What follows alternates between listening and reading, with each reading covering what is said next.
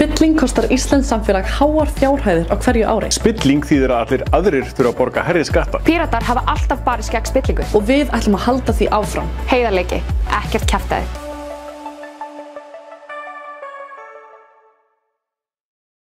Píratar ætla strax að auka metnað Íslands samdrátt í losun gróðurhúsalofttegunda upp í 70%. Næstu ár ráða framtíðinni í loftslagsmálum. Við Píratar skiljum vandann og þorum að bregðast við honum. Sjálfbærni, ekkert kjaftæði. Ástæðan fyrir því að ég vil útrýma fátækt að mér finnst það skammarlegt að á ríku landi eins og Íslandi að þá skuli vera fátækt. Við þurfum að byrja afnema tekjuskerðingarnar, við þurfum að byrja að bæta hag þessa fólks, nemendur, öryrkja og ellilífeyrisþega. Við gerum það með því að lækka skatta á þá sem eru með lægstu tekjurnar. Við búum við mikið ríkidæmi sem land. Það fullt af fólki sem að hreinlega á ekki ofan í sig og á. Og meðan að aðrir geta átt fullt af sportbílum eða fullt af öðru. Þegar ég fór að skoða hvað allir flokkarnir stóðu fyrir og hvernig allir flokkarnir vinna, þá sá ég það að Píratar voru flokkur sem horfði fram á við. Innan Pírata þá voru með fólk sem kemur alls staðar að. Fólk sem er tilbúið að rífast hlutina, en tilbúið að finna lausnir sem allir geta verið sáttir við. Og þannig getum við alltaf horft til framtíðin. Framtíðin er eina sem við getum breytt. Við getum ekki breytt fortíðin, við getum bara framtíðin. Þess vegna þurfum við að hafa Pírata við stjórnvölinn.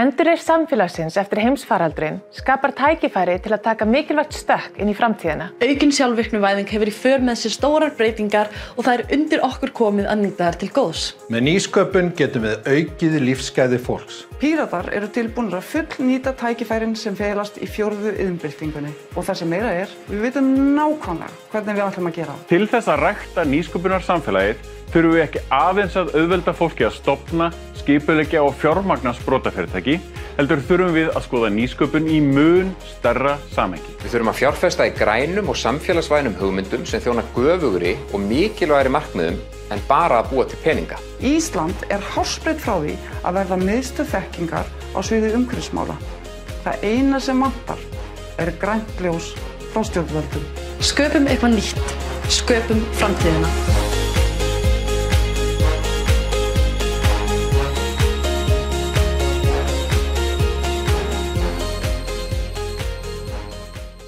Ég er búinn að læra það á þingi að það vinna ekki allir flokkar eins, að það eru ekki allir flokkar sem að taka rökum og skipta jafnvel skoðun ef að málefnið kallar á.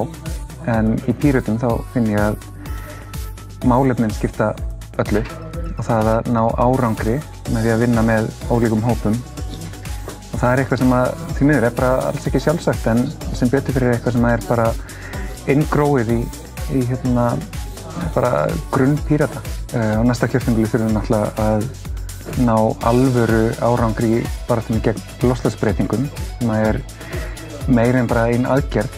Það er eitthvað sem bara lita öll störf þingsins og ríkisstjórnarinnar og samfélagsins alls næstu 4 árin og lengur. En síðan þetta er mér líka ágætt bara til að taka svona litla viðráðanlega búta og þetta er mjög gaman að við næðum að lækka kosningaaldurinn á kjörtímabilinu.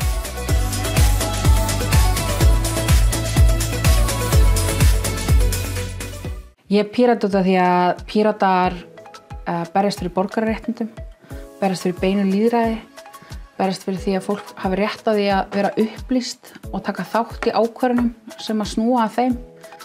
Þannig að við erum að stunda annars konar stjórnmál. Við erum að stunda stjórnmál þar sem hafa mátt viðurkenna mistök og skipta skoðun og velja nýja leið þegar kemur að ljósa leiðin sem þú valdi var ekki nógu góð. Mér finnst það sem er öðruvísi við okkur svona auðvitað við aðra stjórnmálaflokka að við höldum ekki bara áfram að grafa þegar við erum komin út í eitthvað skurð, heldur förum bara og byggjum eitthvað nýtt. Þegar kemur í ljós að þessi skurður er bara ekkert voðalega næs.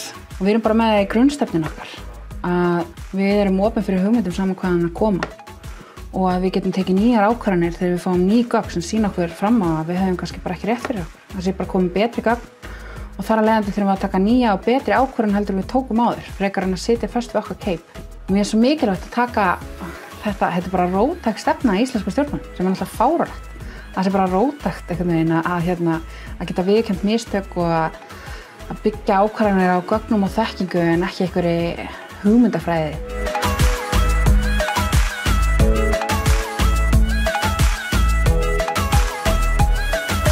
Í 300 ár höfum við byggt samfélagi á þeim gildum að kakan okkar allra geti stækkað endalaust. En allir sem hafa bakað köku vita að það er ómögulegt. Gróðadrifinn samfélagsrekstur undanfarinna áratuga hefur leitt af sér loftslagskrísu, spillingu og misskiptingu. COVID-19 heimsfaraldurinn hefur svo endanlega sýnt fram á að hagvöxtur er bæði lélegur og hættulegur mælikvarði á velgengni samfélagsins. Píratar tala fyrir nýrri hugmyndafræði í efnahagsmálum.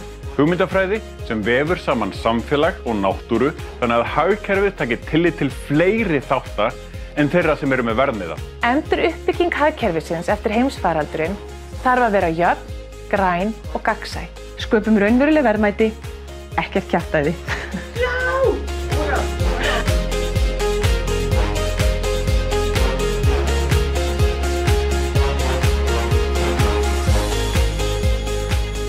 Mér finnst rosalega mikilvægt að horfa til framtíðar í öllum verkum stjórnvalda og hingað til hafa stjórnvaldir rauninni bara unnið svona einhvern veginn innan kjörtímabilsins. Það er aldrei verið lengri sýn. Mér langar að hugsa hvernig Ísland mun verða þegar að búa 1 milljón hérna á landinu. Mér langar til þess að hugsa hvernig við getum skipulagt byggð hérna í rauninni jafnvel 1000 ár fram í tímann. 10 lóðir frá hlið við hlið og segjum að hérna muni hús aldarinnar verið byggt. Þannig að eftir 1000 ár verið 10 hús hlið við hlið fyrir hverja öld þess 1000s. Þá getur gengið bara þar niður og upplifað heil 1000 ár. Það væri rosalega gaman ef að stjórnmálamenn myndu hugsa betur fyrir framtíðar og við sjáum núna næstunni gríðarlega byltingu í matvælaframleiðslu með sjálfvirknivæðingu. Það eru svo stórar breytingar að koma á næstunni og við horfum ekki nægilega langt til framtíðar og þá gleymum við oft að tógana til okkar og okkur hættir til þess að detta einhverja íhaldssemi að núverandi ástand sé hið fullkomna ástand sem er bara alls ekki rétt. Við ætlum að hafa séð þá undanfarnum árhundruðum að samfélagið breytist sama hvað hverjum finnst. Þannig að förum að hugsa aðeins frekar hvernig getum við tókað betra samfélag framtíðarinnar nær okkur hraðar.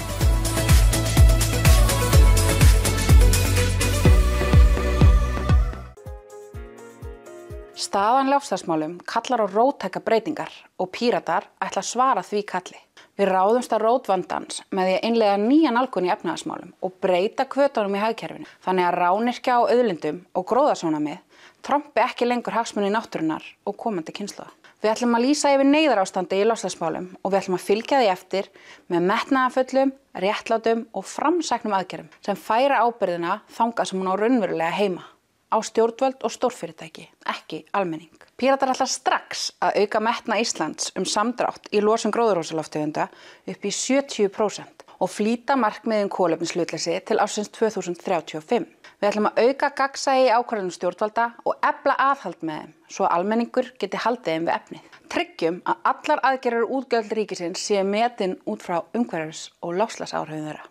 Við ætlum að búa til skattalega hvata fyrir atvinnulífið til að grænvæðast og styrkja græna sprota. Við ætlum að auðvelda fólki að velja vörur sem menga minna og setja fjármálakerfinu nýja leikreglur sem komi í veg fyrir stuðning við mengandi fyrirtæki og stóriðju.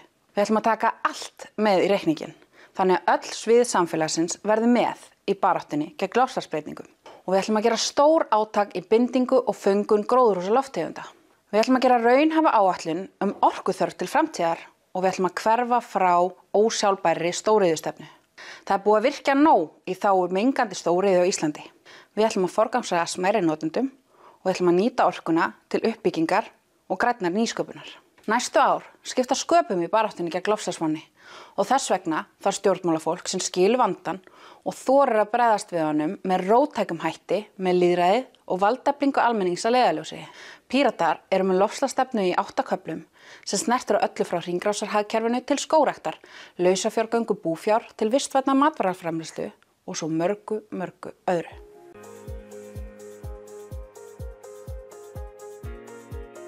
Ef við viljum raunverulega búa í lýðræðislegu samfélagi, þá þurfum við að tryggja að allir leiki eftir sömu leikreglum. Lýðræðislegt samfélag krefst þess að sumt fólk geti ekki í krafti auðs eða valda spilað á kerfin okkar og haft óæskileg áhrif á heildina.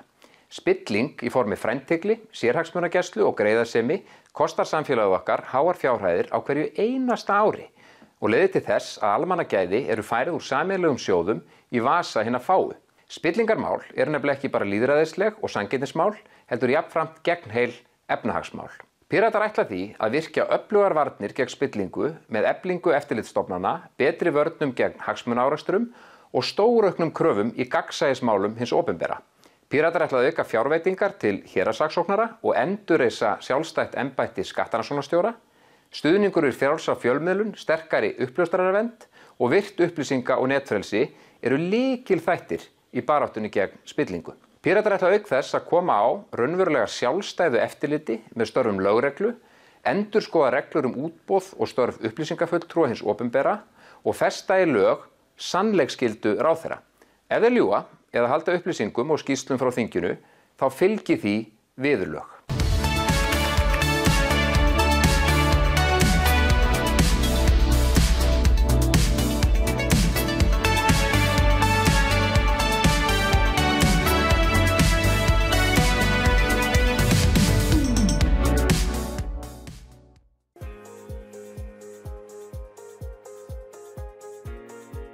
Píratar ætla að efna loforðið að íslenska þjóðin fái nýja stjórnarskrá.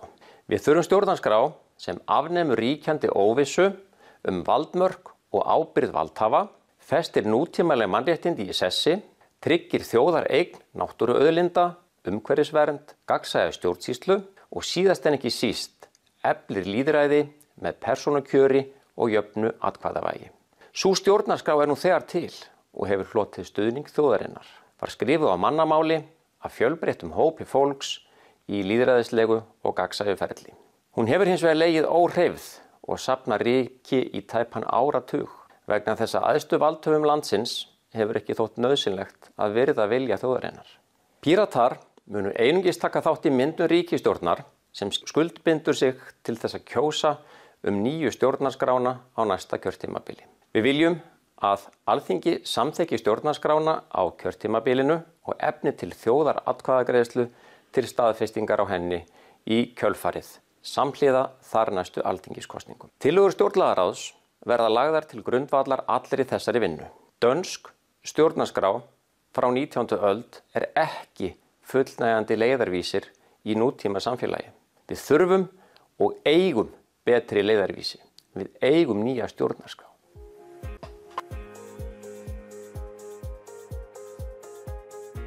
Píratar hafa frá upphafi verið öðruvísi stjórnmálaflokkur. Öll okkar sýn snýst lýðræði í víðum skilningi að valdefla venjulegt fólk til að taka þátt í samfélaginu. Við leggjum mikla áherslu á gagnsæi og baráttunni gegn spillingu því að án upplýsinga og tryggingar fyrir því að við séum öll að leika eftir sömu leikreglum, getum við ekki talað heilbrigt lýðræði. Við spyrjum spurninga, köllum eftir svörum og bendum á að keisarinn sé nakinn því að lýðræðið getur ekki þrifist í þögninni, myrkrinu og meðvirkninni. Stjórnmálamenn segjast vilja tala við fólk sem ósammála sér. Hlusta á bergmálshellin til að draga úr reiðinni í samfélaginu. En Píratar eru bara með miklu betri lausn. Hleypum fólki að borðinu. Gefum fólki svigrúm til að taka þátt í lýðræðinu. Þetta ekki bara spurning að hlusta, þetta líka spurning að gefa rödd fólks eitthvert vægi. Því að ef stjórnmálin ber ekki virðingu fyrir þjóðinni, hvernig á þjóðin þá að bera virðingu fyrir stjórnmálunum? Þannig eflum við traust til Alþingis, þannig drögum við úr reiðinni í samfélaginu, ekki bara með því að hlusta, heldur með því að hafa lýðræði að leiðarljósi í öllum okkar störfum. Þess vegna leggjum við Píratar svona mikla áherslu á lýðræðið. Grundvöllurinn að lýðræðislegu samfélagi að almenningur geti tekið þátt í samfélaginu. Þangað stefna Píratar. Það líka ástæðan fyrir því að við berjumst fyrir styttingu vinnuvikunar, afnámi ósanngjarnra skerðinga og félagslegu réttlæti. Því til að vera þátttakendur þarf fólk að hafa tækifæri og tíma. Tækifæri til þátttöku verða ekki raunveruleg fyrir að grunnþörfum fólks mætt og þau tryggð. Á meðan að fjöldi fólks þarf daglega að hafa áhyggjur af því að fæða, klæða og hýsa sig og sína nánustu, þá hefur fólk mjög takmarkaða getu til að taka þátt í samfélaginu. Lýðræði er nefnilega ekkert kjaftaði. Lýðræði er ekki bara kosningar á 4 ára fresti og stinga haustum svo í sandinn þess á milli. Lýðræði er trúin á fólk, sannfæringin það að samfélaginu farnist betur ef við styðjum við fólk, hugmyndir þess og ástríðu, í stað þess að reyna annarkvort að móta það eftir duttlungum, stjórnmálana eða hreinlega hunsa það. Ég hvet ykkur öll til að fara inn á vefsíðun okkar, piratar.is, og kynna ykkur stefnun okkar. Og við hlökkum til að heyra í ykkur á næstu vikum og vonum að þið hafi lýðræðið að leiðarljósi þann 25. september.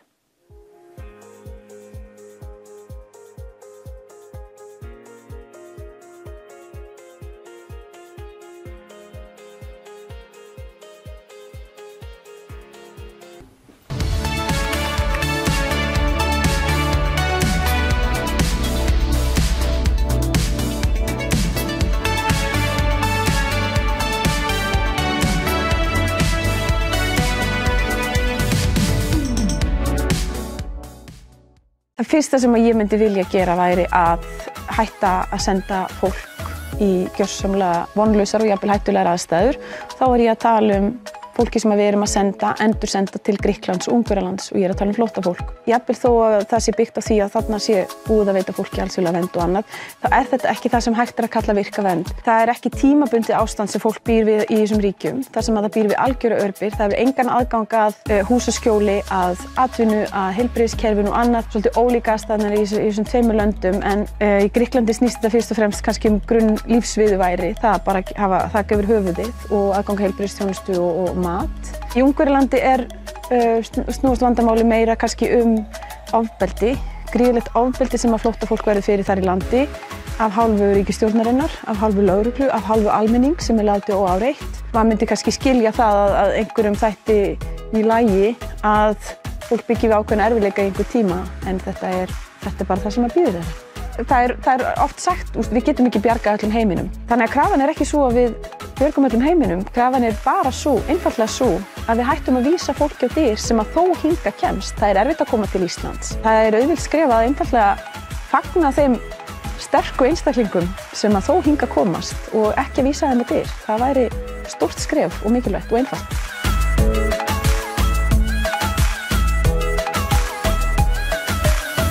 Það sem að höfða til mín er það að Píratar eru frjálslynd, félagshyggjusinnað og andpopulískt umbótaafl í íslensku samfélagi og þetta er hreyfing sem er óspillt og hefur ekki enn fengið tækifæri til þess að láta til sín taka, þar að segja að við höfum aldrei verið í stjórn, það var ekki í landsmálunum og við höfum gert það í borginni. Píratar hafa oft farið á móti straumnum, bent á spillingu í stjórnkerfinu, eitthvað sem aðrir flokkar hafa ekki gert í sama mæli, sem hefur leitt til umbóta á þeim sviðum.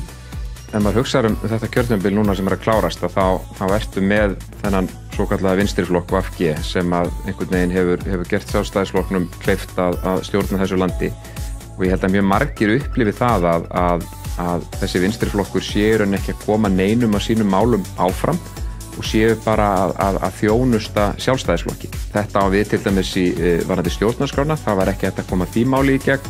Þetta á við auknar heimildir strandveiðimanna, svo einungis séu tekin 2 dæmi.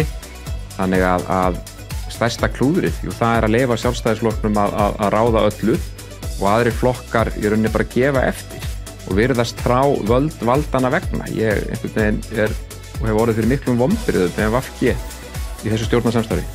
Ég held við þurfum stjórn þar sem að Sjálfstæðisflokknum bara gefin frí.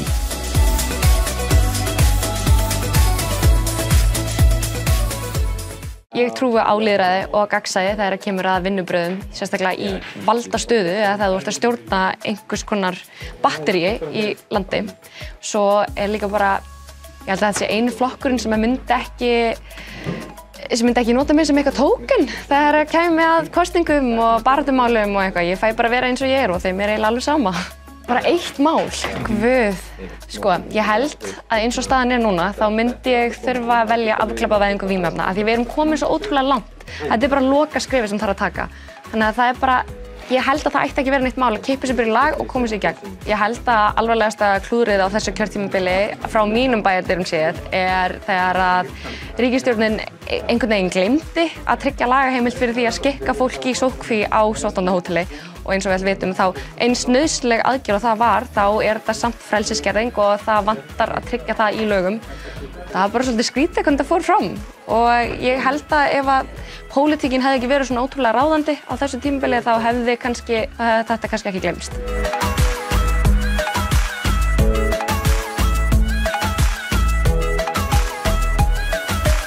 Ég myndi afnema kvótakerfið í núverandi mynd. Gjörbylta því, setja allar veiðiheimildir á markað, tryggja jafnræði og tryggja að leigugjaldið af þessum tímabundu veiðiheimildum myndi renna að fullu til þjóðarinnar. Gefa handfæraveiðar frjálsar, efla Hafró og tryggja sjálfstæði Hafró. Þannig að öll tortryggni varðandi veiðiráðgjöf séu út úr sögunni. Róttækar breytingar í sjávarútvegi. Hún sýnt á kjörtímabilinu að hún ekki að fara að gera neitt nema bara þessi stöðugleiki sem hún var mynduð utanum þýðir í raun og veru kyrrstaða í heimi sem þýtur áfram og það sem við þurfum á að halda eru breytingar og að undirbúa framtíðina sem þegar komin í fangið á okkur. Þannig að það bara stór hættulegt fyrir íslenskt samfélag að það sé hér ríkisstjórn kyrrstöðu í stað framfara. Ég sé framtíð breytinga, tækifæri fyrir alla, samfélag þar sem pláss fyrir alla, nýtt og breytt menntakerfi, þar sem þú þarft ekki að passa í kassan en getur samt einhvern veginn blómstrað í samfélagi þar sem að grunnframfærsla allra tryggð.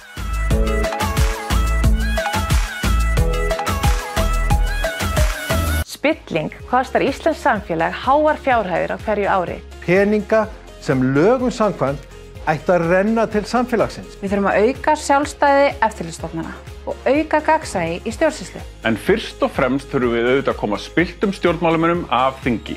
Byrjum þar.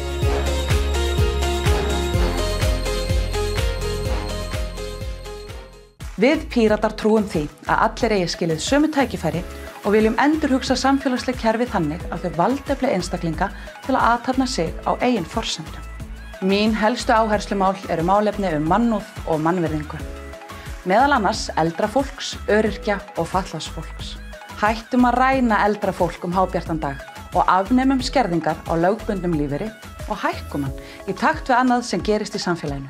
Við viljum koma fram við fullorðið fólk eins og fullorðið fólk, að það fái að ráða sínu eigin lífi en sé ekki fast í boðum, bönnum og skerðingum. Við viljum tryggja framfærslu þeirra sem eru komin á efri ár, viðunandi heilbrigðis- og velferðarþjónustu og öryggi í húsnæðismálum. Meginstef Pírata í málefnum eldra fólks eru velsæld, öryggi, samráð og virðing. Tryggja þarf öryrkjum og fötluðum tækifæri til að vera virkir þáttakendur í samfélaginu. Það þarf algjöra endurskoðun á kerfinu og gera það manneskjulegra. Hækkum frítekjumark vegna tekna og aukum möguleika til tekjuöflunar. Fatlaðir einstaklingar eiga að fá að lifa án mismununar, fordóma og hvers kyns misréttis. Tryggjum rétt allra sem þurfa til framfærslu vegna örorku og endurhæfingar og miðum við að hún dugi til nægjanlegrar framfærslu og mannsamandi búsetu. Það komin tími til að breyta rétt gagnvart öldruðum, öryrkjum og fötluðu fólki. Ég heiti Hrafndís Bára og í öðru sæti fyrir Pírata í Norðausturkjördæmi.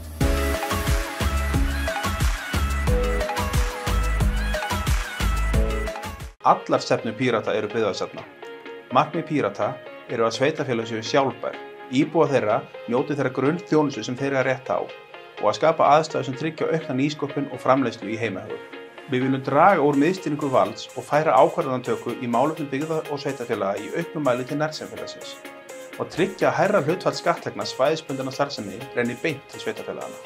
Aukið íbúalýðræði í nærsamfélagi er grundvöllur fyrir sterku og valdeflandi samfélagi.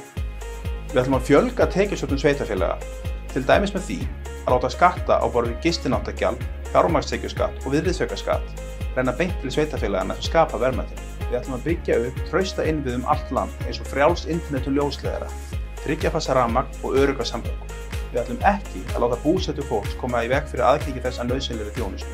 Við ætlum að færa aukin völd heim í hérað og leyfa íbúum að taka þátt í ákvörðunum sem varða þá beint. Ég heiti Hrafnhildur Brimar Hallgrímsson og skipa 3. sæti Pírata í Suðurkjördæmi.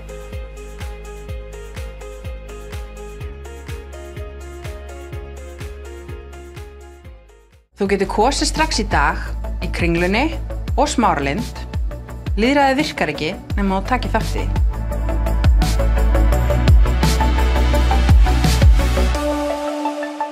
Spilling kostar íslenskt samfélag háar fjárhæðir á hverju einasta ári. Peninga sem lögum samkvæmt ætti að renna til samfélagsins en hafna í staðinn í vösum hinna fáu. Frá stofnun flokksins hafa Píratar barist gegn spillingu og við ætlum að halda því áfram.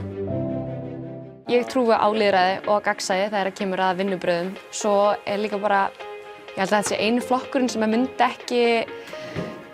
ekki nota mig sem eitthvað tóken þegar það kæmi að kosningum og baráttumálum og eitthvað. Ég fæ bara að vera eins og ég og þeim eiginlega alveg sama. Fyrir mér pólitík hagsmunabarátta. Fyrir mér snýst pólitík málefnin. Ég get tekið einhverja heimskulega ákvörðun og það þýðir ekki að rétturinn til að taka ákvarðanir sé bara tekin af mér. Af því að ég tók einhverja eina eða tvær heimskulegar ákvarðanir. Þetta er bara grunnhugsunin á bak við það að við séum frjálsir einstaklingar sem höfum ákveðin réttindi sem maður má ekki taka af okkur.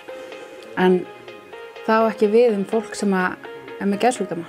Þau getur bara lent í því að öll réttindi séu tekin af þeim og einhver annar fái rétt til þess að ákveða fyrir þig. Við megum ekki frelsissvipta fólk út af því að það er með geðsjúkdóm.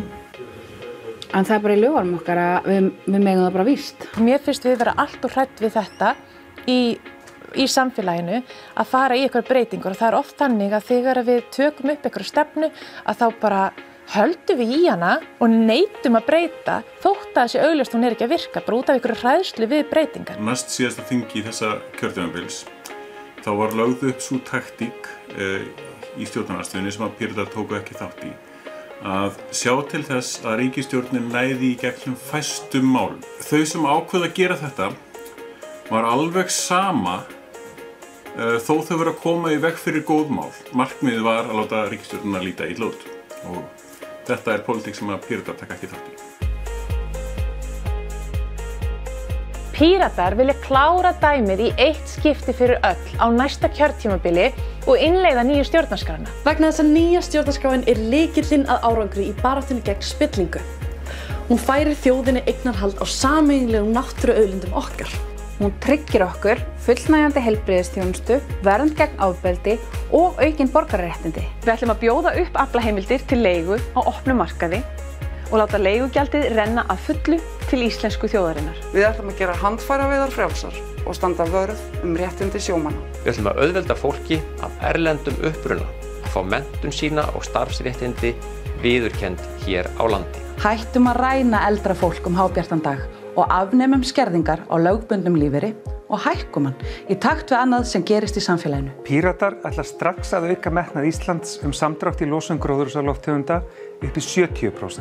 Við ætlum að búa til skattalega hvata fyrir atvinnulífið til að grænvæðast og styrkja græna sprota. Enduruppbygging hagkerfisins eftir heimsfaraldurinn þarf að vera jöfn, græn og gagnsæ. Með nýsköpun getum við aukið lífsgæði fólks. Til þess að rækta nýsköpunarsamfélagið þurfum við ekki aðeins að auðvelda fólki að stofna, skipuleggja og fjármagna sprotafyrirtæki, heldur þurfum við að skoða nýsköpun í mun stærra samhengi. Ísland er hársbreitt frá því að verða miðstöð þekkingar á sviði umhverfismála. Spilling kostar íslenskt samfélag háar fjárhæðir á hverju ári. Peninga sem lögum samkvæmt ætti að renna til samfélagsins. Frá stofnun flokksins hafa Píratar barist ötullega gegn spillingu og við ætlum að halda því áfram. Við þurfum að auka sjálfstæði eftirlitsstofnana, efla vernd uppljóstrara og auka gagnsæi í stjórnsýslu svo fátt sé nefnt. En fyrst og fremst þurfum við auðvitað að koma spilltum stjórnmálamönnum af þingi.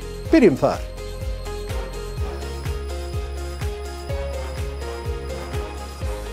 En síðan þetta er mér líka ágætt bara til að taka svona litla viðráðanlega búta og þetta er mjög gaman að við næðum að lækka kosningaldurinn á kjörtímabilinu.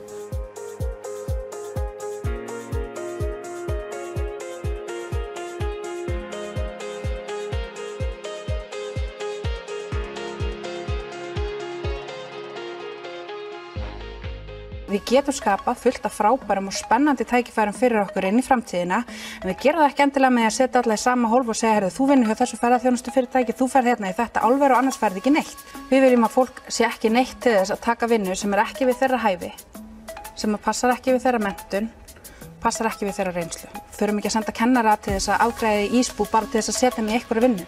Við erum á þeim tímapunkti í sögunni, akkurat núna, að við erum að sjá fram á aukna öldrun þjóðarinnar og við erum að sjá fram á gríðarlega breytingar út af loftslagsbreytingum. Ef að við höfum ekki dug í okkur núna til þess að ráðast í þessar framkvæmdir, þá munum við búa við verra samfélag til lengri tíma, við munum búa við minni samkeppnishæfni og meira óréttlæti.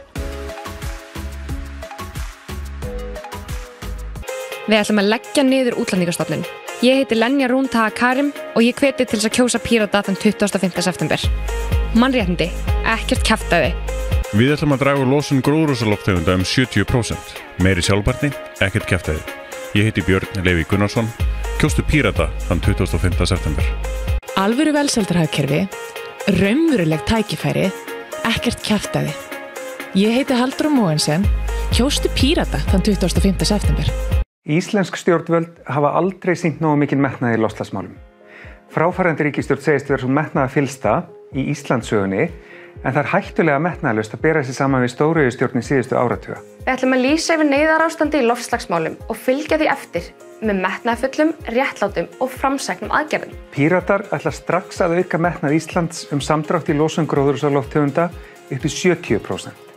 Og flýta markmiði kolefnishlutleysi til ársins 2035. Við ætlum að auka gagnsæi í ákvörðunum stjórnvalda og efla aðhald með þeim svo að almenningur geti haldið þeim við efnið. Við ætlum að búa til skattalega hvata fyrir atvinnulífið til að grænvæðast og styrkja græna sprota. Við ætlum að taka allt með í reikninginn, þannig að öll svið samfélagsins verði með í baráttunni gegn loftslagsbreytingum og gera stór átak í bindingu og föngun gróðurhúsalofttegunda. Næstu ár skipta sköpum í baráttunni gegn loftslagsvánni og þess vegna þarf stjórnmálafólk sem skilur vandann og þorir að bregðast við með róttækum hætti. Sjálfbærni, ekkert kjaftæði.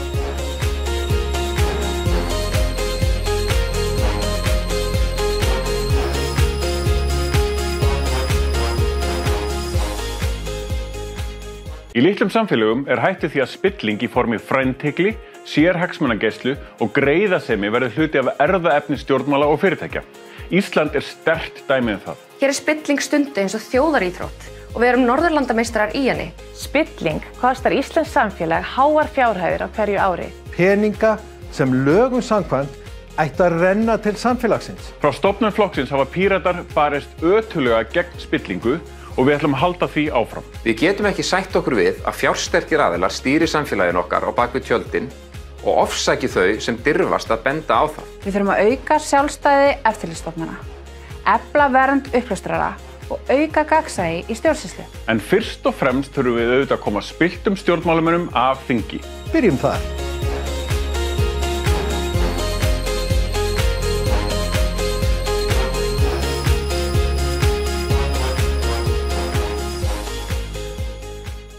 Endurreisn samfélagsins eftir heimsfaraldurinn skapar tækifæri til að taka mikilvægt stökk inn í framtíðina. Aukin sjálfvirknivæðing hefur í för með sér stórar breytingar og það undir okkur komið að nýta þær til góðs. Með nýsköpun getum við aukið lífsgæði fólks. Píratar eru tilbúnir að fullnýta tækifærin sem felast í 4. iðnbyltingunni og það sem meira við vitum nákvæmlega hvernig við ætlum að gera það. Til þess að rækta nýsköpunarsamfélagið þurfum við ekki aðeins að auðvelda fólki að stofna, skipuleggja og fjármagna sprotafyrirtæki, heldur þurfum við að skoða nýsköpun í mun stærra samhengi. Við þurfum að fjárfesta í grænum og samfélagsvænum hugmyndum sem þjóna göfugri og mikilvægari markmiðum en bara að búa til peninga. Ísland hársbreidd frá því að verða miðstöð þekkingar á sviði umhverfismála.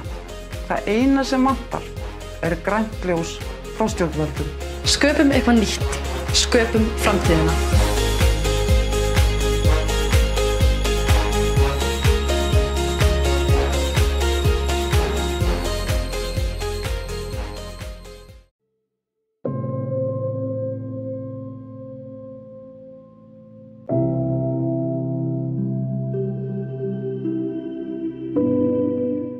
Hér spilling stundu eins og þjóðaríþrótt og við erum norðurlandameistarar í henni.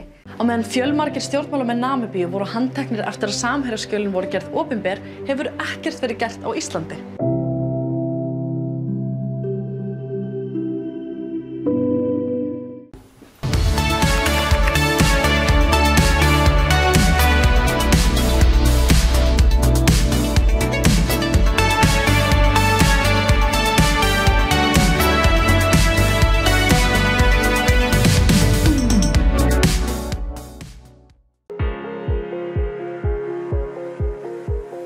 Verið velkomin í spjallarpið Ekkert kjaftæði sem kosninga hlaðvarp Pírata fyrir árið 2021. Ég heiti Atli Stefán Ingvarsson og ég í 9. sæti á lista Pírata í Reykjavík norður. Glöggilhlustundur og mjög þunn vennsneið gætu þekkt mig úr tæknivarpinu. Með mér í dag eru 2 Píratar sem ætla að spjalla og við ætlum að kynnast þeim betur með hraðarspurningum. Byrjum hérna á því einfalda, nafn, aldur og búseta. Þórhildur Sunna Ævarsdóttir, ég 34 ára og ég bý í Mosfellsbæ. Ég heiti Andrés Ingi Jónsson, 42 ára og bý hérna í Laugardalnum í Reykjavík. Já, ok, verið velkomin. Takk. List og sæti. Ég í 1. sæti í Suðvestur kjördæmi. Öðru sæti í Reykjavík norður. Nánasta fjölskylda. Ég á eiginmanninn Rafa Orpel og soninn Antoni Örn Orpel. Já, frábært. Við Rúna eigum 2 krakka, 8 og 10 ára. Uppáhaldsmatur. Bjórgulasið hans pappa. Já, spennandi. Þetta réttur sem hann kynntist þegar hann var skiptinum í Belgíu. Þegar hann var bara krakkaskítir, sko. Ok, langar að prófa það. Ég held að þetta bara hamborgari. Já. Það svona, varð aldrei meira spennandi þegar ég hætti bara kjöt og það sem var inn í gat orðið alls konar. Já, aukaspurning, hver besti kjötlösi hamborgarinn? Ég held að Anama sé það. Hvað það? Ég held að sé bara eitthvað sænst, eitthvað buff. Já, svo þú kaupir út í búð. Já, ég ger þetta bara heima. Já, vel gert. En út á veitingastöðum, hvað ætli sé best? Ég held að sé bara Hagavagnin. Já. Það alveg game changer. Systir mín segir að búllan sem besta veganborgaran. Það að prófa hann. Uppáhalds kvikmynd. LA Confidential. Frábær mynd. Mjög góð. Blossi, já. Uppáhalds áhugamál. Áður en ég fór í pólitík, þá var ég mjög mikið að bara fara að dansiböll og svona, mér finnst það mjög gaman að dansa. Já. Einhver ákveðin stíl? Techno? Já, ég fíla techno. Já, það uppáhalds mitt. Sko, ég byrjaði að spila Pokémon Go með krökkunum mínum og svo hættu þau en ég hélt áfram. Þannig að það hangir inni sem... Þú ert bara öðru leveli, sko. Já, rosa gaman. Maður var með tjarnum daginn og ég segja þess alltaf Andrés. Pokémon Go er. Hann var að spila með sá Andrés. En það líka svo næsta því að... Já, en það sko, ef maður situr inn í þingsal, þá gym rétt fyrir utan þingi sem hægt að snúa bara til að drepa tíma á fundum. Já, það mikilvægt. Menntun og reynsla í einni setningu. Alþjóðleg fræðingur. Okay. Heimspeki og alþjóða stjórnmál og búin að vera í alls konar vinnu sem að þarf fleiri en eina setningu. Nefndi eina uppáhalds. Sko, mér finnst frábært að vera nefndarritari á stjórnlagaráði sem að samt mjög stuttur tími en svo geggjað að vera þingmaður. Já, frábært. Ég einhvern veginn í einu orði, þannig að ég bjöll eitt orði. Þú mátt lengja. Nei, kannski merkilegast að starfsæsla svona fram að þessu var að vera svona frílansari hjá Kvennablaðinu af því að ég skrifaði svo mikið sem að mér skipta máli. Já. En svo Hraunbæjar málið þar sem að lögreglan skaut mann í Hraunbæ. Og það var eiginlega bara upphafið að því að við fórum að koma á svona einhverjum aðskilnaði og einhvers konar sjálfstæða eftirliti með störfum lögreglu. Það var aðhaldi sem ég veitti ásamt reyndar Píratum svo. Já, flott. Áttu gæludýr? Já, 2. Ég á hefðarköttin Serafínu Pekkala og Sefertíkina Freyju Fórinju. Já, sem ég má að passa. Þú mátt passa hana endilega, sérstaklega núna. Maður minn alltaf að gildtripa mig með að við förum ekki nóg oft út með hana. Það kostninga bara að fara þú út með hana. Senda hann til mín. Nei, engin. Það mikil press á heimilinu. Já, þetta aldrun krökkunum. Algjörlega. En já, ég með ofnæmi fyrir alls konar. Já, sama hér á mínu heimili. Enda kannski með sköllóttum hamstri eða eitthvað. Sköllóttum hamstri. Ég lét til leiðast sko, ná í Seferhundin út af því að ég horfði á heimildamöndu Netflix sem heitir Babies, þetta er svona heimildaþáttaræðir á meðan ég var ólétt. Og þar kom fram að börn sem alast upp með hundum sérilegi, köttur svona minna sko, að þau eru miklu minna líklega til að vera ofnæmispésars Já, einmitt. Og ég lega, ok, fáum okkur hund. Já, sniðið. Já, sko, ég ólst upp í sveit með fullt af dýrum og ég með ofnæmi. Ég veit ekki. Nei. Það einhver pilla á leiðinni núna. Svona óheppin. Ein pilla sem virkar í 3 ár. Ok. Sem vist einhver bylting. Prófum það. Ok, hljóma samt pínu creepy. Það svo getnaðarvarna sprautan sem að dugar í 3 mánuði. Það eitthvað hella dæmi, sko. Það ekki mælt með því lengur. Slow release. Já. Ekkert slow, bara einstór sprauta í rassinn. Það ekkert mælt með því, sko, lengur. Nei, ok. Já, heyrðu. Hægjum núna aðeins á okkur og förum á ræðum eldheit stjórnmál. Hver skemmtilegasti aðilinn í stjórnmálum? Mér finnst AOC mjög skemmtileg. Mér finnst þetta takast ekki Alexandria Ocasio-Cortez. Mér finnst þetta mjög skemmtileg. Mér finnst þetta takast svona rosalega vel að ná til sinna fylgjenda og ná í fleiri og svona með að vera bara beitt og láta engan vaða yfir sig. Sko. Já, hún mjög góð svörum. Gaman að fylgjast með henni. Samanlega því. Já, ég hef nú eiginlega getið sagt hana líka en kannski langar að nefna eins og Greta Thunberg sem að sýnir sko að stjórnmálinn í dag eru svo mikið fyrir utan flokkana og utan þingsalina. Já, hún frábær. Það bara þessi óformlega þáttaka sem ég fann að skipta svo ógeðslega miklu máli. Já, samanlega því. Gott val. Hver eru ykkar heitstu málefni í stuttu máli? Í stuttu máli? Að Ísland verði alvörunni land tækifæranna, ekki land ríkisbubana eins og það núna undir stjórn Sjálfstæðisflokksins. Og til þess þarf að taka á þessari ríkisveitu spillingu sem að færa að grassera í formi svona kunningjaskapar og greiðasemi sem einhvern veginn búið að henda út úr pólitíska orðræði sem spillingu en það spilling.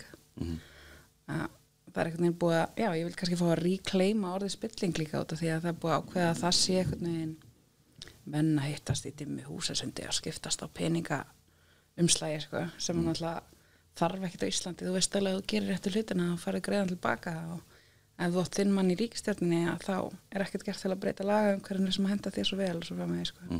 Það eitt, en svo hitt réttindi einstaklinga og þeirra sem kannski hvað mest undir högg að sækja, það fólk sem á við svona geðran og vanda að stríða. Við erum með fornalda löggjöf þegar kemur að réttindi fólks með geðran og vanda. Það bara í alvörunni þannig að lög á Íslandi mismunna fólki með geðsjúkdóma beint. Það bara lagaheimild í lögunum okkar sem segir að það sé í lagi að svipta fólk frelsi ef það þjáist af alvarlegum geðsjúkdómi. Þetta stendur bara í alvörunni í lögunum okkar og það bara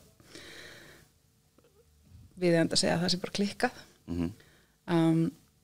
Og brýtur algjörlega bága við samningssamnið þjóðunum réttindi fatlaðs fólks sem við erum búin að fullgilda fyrir löngu en höfum ekki haft mandóm í okkur til að lögfesta. Þannig að ég vil koma á geðheilbrigðiskerfi sem að valdeflandi, sem að mæti fólki það sem það statt og beitir engum lyfjaþvingunum og beitir ekki frelsissviptingum til þess að hjálpa fólki að ná bata ef svo undir, sko. Minnst það skiptir rosalega miklu máli. Það kom út svört skýrsla frá umboðsmanni Alþingis sem sýndi fram á að það er bara verið að brjóta grundvallarmannréttindi á þessu fólki á hverjum degi og það er ennþá ekki búið að bregðast við með neinu talandi hætti, sko. Þetta er alveg umlegt, þannig að það þarf að breyta þessu. Já, flott. Já, ekki nálega tekið undir allt sem sunna nefnir en svo finnst mér líka skipta máli að við byggjum upp samfélag sem að sko tekst á við loftslagsvandann og vinnur einna jafnrétti. Af því að það er samfélagi sem að sko gerir öllum kleift að vera það sem við vilja vera. Og það er eitthvað sem að ég hef verið að berjast aldrei fyrir inn á þingi þessi 5 ár sem ég hef verið þar.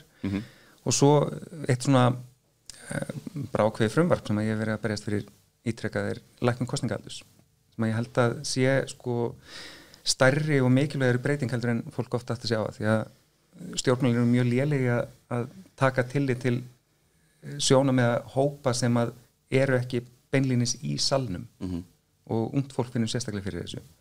Sé hvernig stúdentarráð hefur sko þurft að berja húsið utan síðasta árið til að fá sko almennileg viðbrögð við ástandinu vegna COVID. Ekki hlusta á þau. Þannig að þau bara þau sitja hérna og sko þau eru meira sem kosningarétt, þau eru nú gömul til að vera umbjóðendur þeirra sem að sitja inn á þingi. En með því að lækka aldurinn niður í 16 þá er þetta alltaf komin með sko hóp barna sem að hefur kosningarétt. Bara fólk sem að nýtur verndar barnasáttmálans er alltaf farið að geta flengt okkur inn á þingi að við erum ekki nógu duglega að geta upp á réttindi þeirra. Já, þú ert að tala að lækka niður í 16. Já, við erum talað það, já. Já, það er náttúrulega svolítið, hvað maður segja, mótsögnin í því að vera alltaf að tala okkur hugsa enginn börnin, svo ekki leyfa þeim að kjósa. Það er líka bara þeirra framtíð sem að ráðast inn í þingsal og við sjáum það þetta og þetta alveg rétt hjá honum Andri segja stærstu áskorunni framtíðarinnar náttúrulega, og bara samtímans, réttar sagt, þetta ekkit einn framtíða músík lengur, loftslagsbreytingar eru farnar að hafa bein áhrif og það framtíð unga fólksins sem við erum að spila með að gera ekki neitt og þetta réttaríki sem ég læt mér alltaf svant og þessi réttindi sem ég að tala og það að reyna að uppræta spillingu úr stjórnkerfunni, það verður ekkit af þessu eftir ef við bregðumst ekki við loftslagsbreytingum, þannig að það líka stærsta mannréttindamálið, það bara að passa að það verði eitthvað siðmenning eftir. Hver ykkar fyrsta reynsla af stjórnmálum? Góða slem. Ég alltaf verið eitthvað pólitísk og ég hef alveg verið tekið með á svona mótmæli og svoleiðis með mamma og pappa í uppvextinum eins og við gengum niður frá Hlemmi og niður á Laugaveð og vorum að mótmæla Kárahnjúkavirkjun. Það sé ekki svona fyrsta sem ég man sterkt eftir en fyrsta svona beina þáttaka mín sem ég átti frumkvæði að og var svona rosalega innvolur í það var búsaldbyltingin og ég mætti á svona mörgum árum taka þátt í því. Já. Hvaða áhald mættirðu með? Já, með pott. Já. Bara svona venjulegan grjónagröta pott og skeið. Já, flott. Bara klassik. Já, það virkar. Það virkaði mjög vel, sko. Það er til æðislega mynd af mér sitjandi beint fyrir framan Alþingishúsið í bara regnblautum gallabuxum og lópapeysu og í einhverjum stígvélum með blessaðan pottinn að berja í einhverjum svona hálfring fullt af ljósmyndurum og bakvað okkur. Þetta var alveg geggjumynd. Já, ok. En því ennþá mjög væntum hana. Já, skemmtilegt. Já, ég virkaðist einmitt á sama tíma eftir búsaldabyltingunni. Bara þetta sem misti vinna í hrunnu og fannst þurfa að breyta ykkur þannig ég mætti þarna Austurvöll og gekk í flokk og varð aktífur og hefur verið aktífur í pólitík síðan. En já, sko fyrstu afskipti var kannski þegar ég svaraði símanum heima svona kringum 1990. Þá var það fólk að ringja alveg brjálega í pappa af því að hann og vinnur hans á næsta bæ höfðu lagt fram tillögu fyrir búnaðarþing lambakjötslausan dag sem bændum þótti ekki öllum góð hugmynd en vildum með þessu bara vekja athygli á vandanum sem ofbeitt og það hringdi ykkur í bændur og voru alveg sjóðandi illir. Já. Og það var bara 1 dagur af 365 sem að beðum. Hvort það dagur eða vika. Já. En já. Og ofbeitin er svona symbolsk mótmæli. Já, ofbeitin er loftslagsmál í dag í rauninni, ekki? Jú, í dag. Þarna var þetta bara, þarna var fólk bara búið að átta sig á því að þetta væri bara náttúruverndarmál. Heyrðu, ræðum betur loftslags og umhverfismálin. Loftslagshugsun, eins og þú settir fram í kosningastefnu Pírata í ár. Við vorum að fá í Píratum umsögn og engun á umhverfis kosningastefnu okkar í umhverfis og loftslagsmálum og þar eru við að skora hæst. Segir mér hans frá þessari stigagjöf, veitir hvernig þetta virkar? Já, ungir umhverfisinnar ákvæðu sem þetta frekar að mæta bara fund til flokkana og allir flokkar taka vel í það sem segja og allir fara út af þessum fundi og halda að allir að gera eitthvað. En svo það bara kannski svikið eftir kosningar að þá myndum við bara leggja fyrir grjóthart próf, bara taka stefnuflokkana og ekki eitthvað óljós loforð, heldur bara það sem er búið að samþykja formlega og meta upp við eitthvað kvarða til að geta sagt hvað er besta stefnan og hvað er bara engin stefna að heiti geti. Alveg frábært verkefni. Svo bara fenguðu sérfræðingar til að hanna þetta, þau kölluðu eftir hugmyndum úr sinni grasrót, þetta eru 1200 manna samtök þannig að það kom alveg hellingur af hugmyndum. Og þetta eru bara opin félagsamtök? Já, bara ungs fólks og ég held að segja hvort það er 30 ára hámarsaldur til að vera þarna. Okay. En og svo bara söfnuðu við gögnum frá flokkunum núna í sumar og gáði þetta út núna á föstudag. Mér finnst það ótrúlega flott hjá þeim.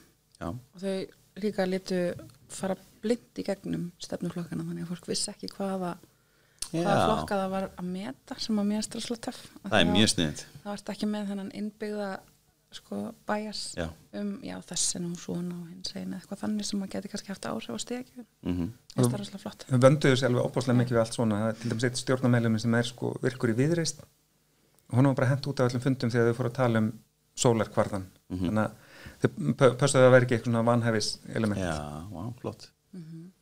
Og við komum bara fekið vel út úr þessu. Já. Þetta er kannski svona ákveðið framhald líka því að 2017 þá vorum við líka með þetta með bestu loftslagsstefnuna af óhagum sérfræðingum á loftslag.is og núna fáum við þessa fínu einkunn.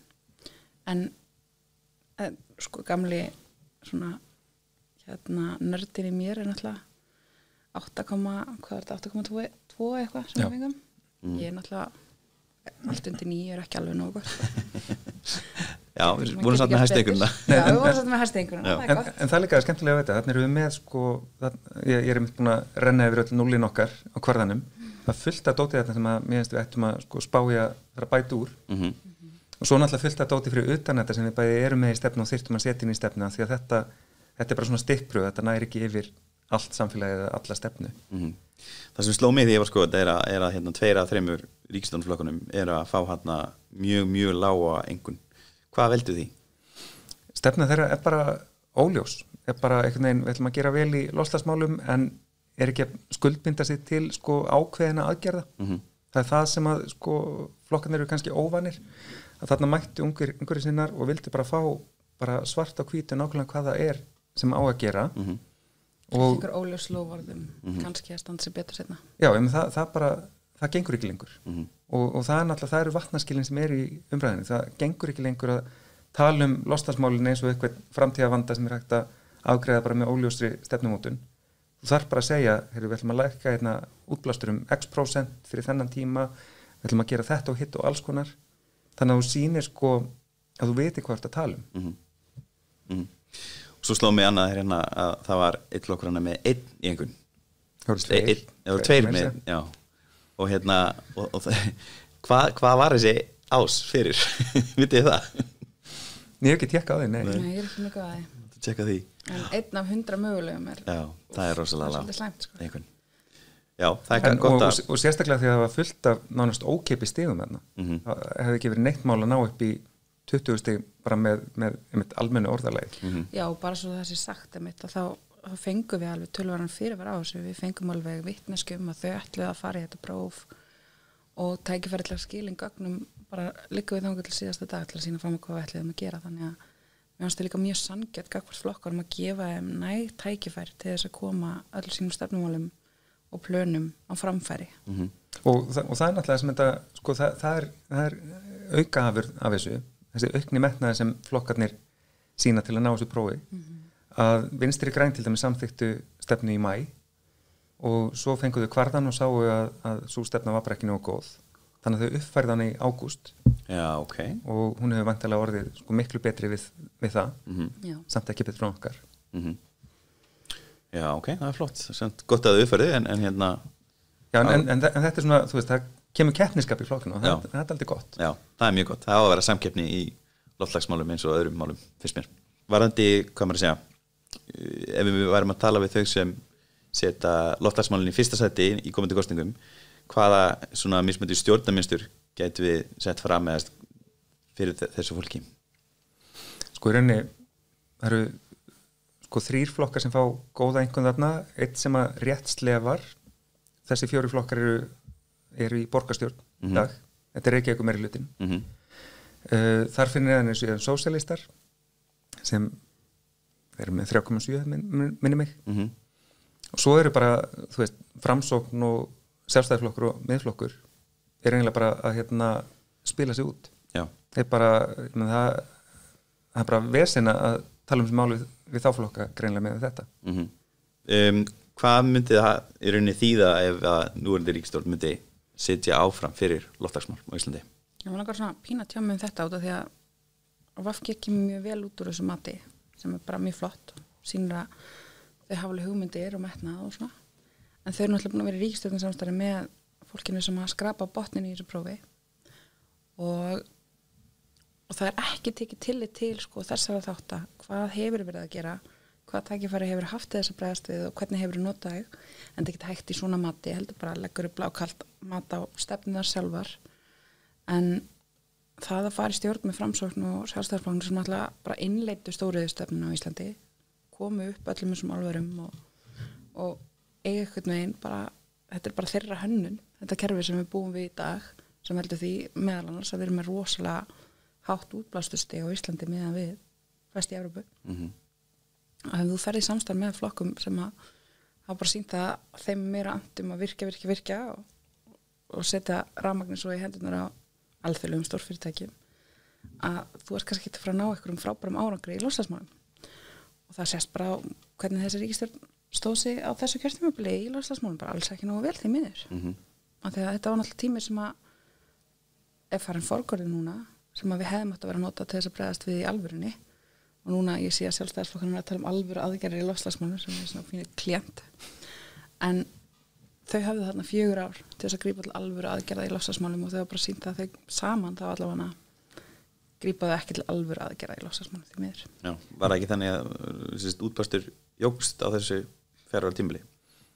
Hann lækkaði eitthvað pínu á síðast ári, mögulega út á COVID.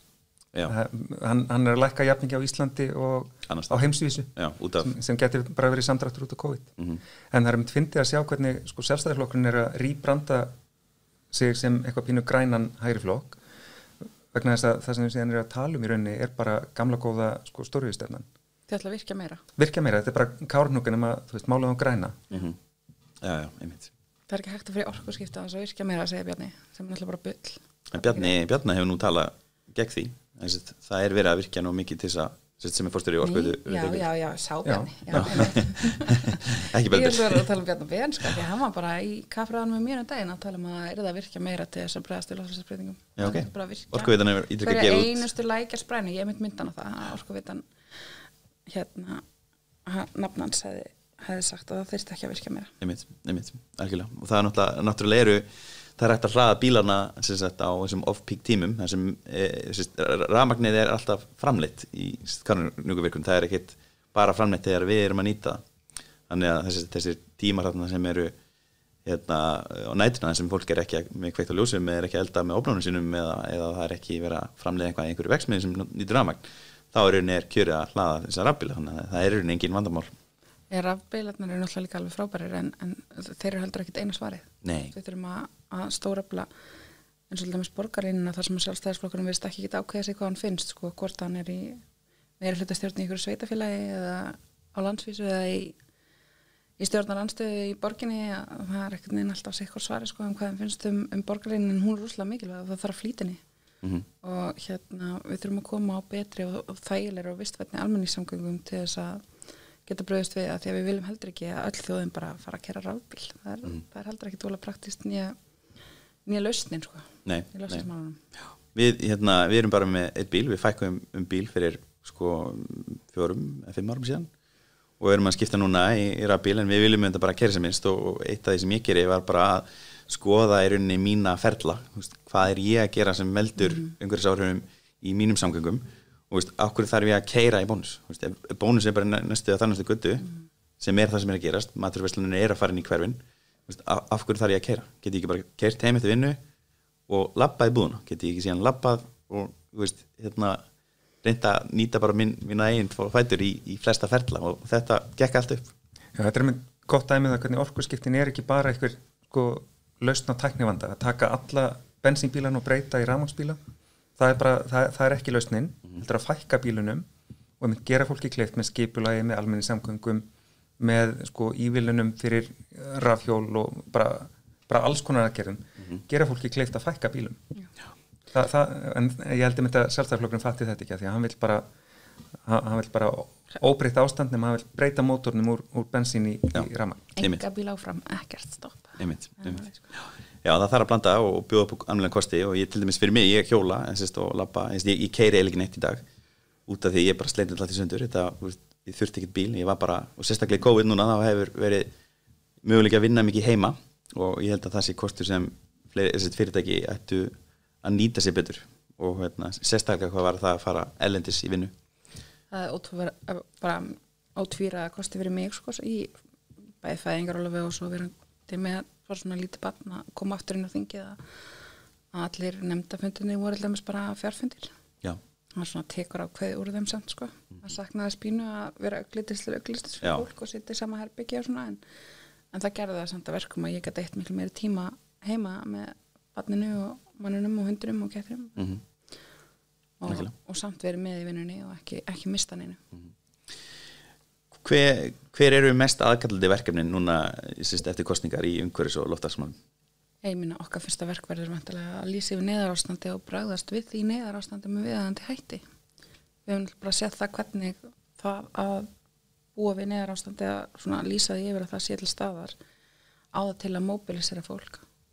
Og sko byrja strax og gera þetta aldrei hratt af því að tímalínan eftir kosningar er stutt. Að sko til að vilja vera þá þarf að gera eitthvað, þá þarf að mæta með sko uppfærð og betri markmið á loftslagsþing Sameinuðu þjóðanna sem í nóvember, bara 2 mánuðum eftir kosningar og þarf að koma þessu inn í sko fjármálaáætlun og fjárlög sem að klárast í desember. Þannig að í rauninni þurfum bara að setjast niður, gott einmitt að lýsa yfir neyðarstandi til að bara undirstrika það að á svona 2 mánuðum þá þurfum að upphugsa alveg rosalega stíft prógram fyrir næstu 4 ár. Nú kom út nýlega greining frá Umhverfisstofnun á í rauninni hvaðan losunin að koma sem meðal annars hann Sævar stjórninsæður hefur verið að fara yfir á samfélagsmiðlum sem ég rak augun í daginn. Vitið þið hvar þessi stóru hvar losunin að koma? Hver eru svona stærstu valdanir í losun? Sko helmingurinn af losuninni sem að telurinn í Parísarsamkomulaginu að koma frá 5 stóriðu fyrirtækjum. Það er álverin. 5 félögum? Já. Og síðan eru samgöngur og fiskiskip mjög stór þáttur líka. Og sko kosturinn við þetta er að þetta er allt, sko, þetta er svo viðráðanlegt. Þannig að vitum við, þetta eru lík kerfi, 5 fyrirtæki og bílar sem eru allir meira og minna eins. Þannig að við bara þurfum að setja plön utan það. Og síðan er sko sem að telur ekki inn í þessa alþjóðlegu skuldbindingar af því að það er meiri óvissa losunina en er langstærsti þátturinn er landnotkun. Já. Og það er þá gróðureyðing vegna ofbeitar og votlendið sem er búið að ræsa fram. Þannig bara með að moka hún í skurði og hætta að beita sauðfé á örfokaland og fara að græða upp í staðinn. Þá getum við náðalega svaka árangri. Einn svona kjánlega spurning, er hægt að ef við viljum halda áfram að beita einhverju leyti, er hægt að afmarka svæði fyrir kittina eða bara kemst hún út allt, hvernig virkar það? Já, það er til lausn sem heitir girðingar. Já, það er bara eitthvað sem virkar ágætlega. Já, ok. Ekki hinga til að aðbæða með skefum. Ok, no-brainer. Ekki framástöfnilegt en hefur verið erfitt að innleiða. En ég meina við þurfum líka að koma upp bara mælitækjum fyrir þetta til þess að geta fylgst með okkar árangri út af því að ég allavega tók eftir í núverandi fjármálaáætlun að þá setja þessi markmið sem að ganga út að draga saman losunum ekki mikið sko.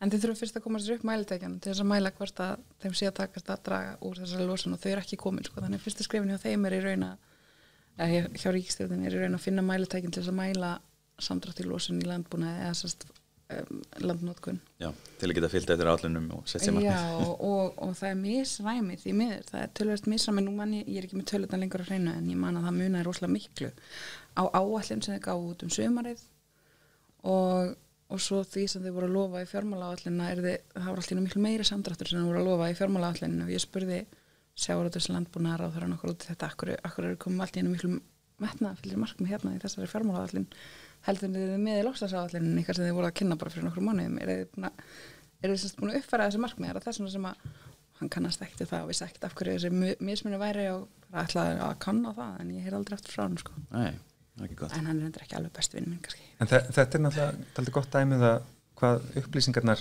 eru það er erfitt að nálgast þær, erfitt að túlka þær geta verið misvísandi vegna þess að það vantar inn í kerfið og þetta er eitthvað sem að, sko, er mjög sterkt í okkar stefnu, það vantar inn í kerfið einhvern aðila sem bara hefur eftirlit og aðhald með ríkisvaldinu, bara með stjórnvöldum og það er því sannleitt að okkur fyrstu verkum líka að sko, breyta loftslagsráðið þannig að verði bara varðhundur loftslagsins og bara alltaf að halda ríkisstjórninni á tánum og hjálpa þannig almenningi líka að veita stjórnvöldum aðhald því að það skiptir svo miklu máli, fólk viti hvaða upplýsingum á að taka marka. Mér finnst þetta mitt góða punktur að umhverfismálin hafa hægt og rólega að vera að læðast upp í gegnum hegðun neytenda, bara kjósendana og en hún hefur rauninni ekki komið top down finnst mér og það vantar þessar aðgerðir ón á þessar stóra losunarvalda, veistu?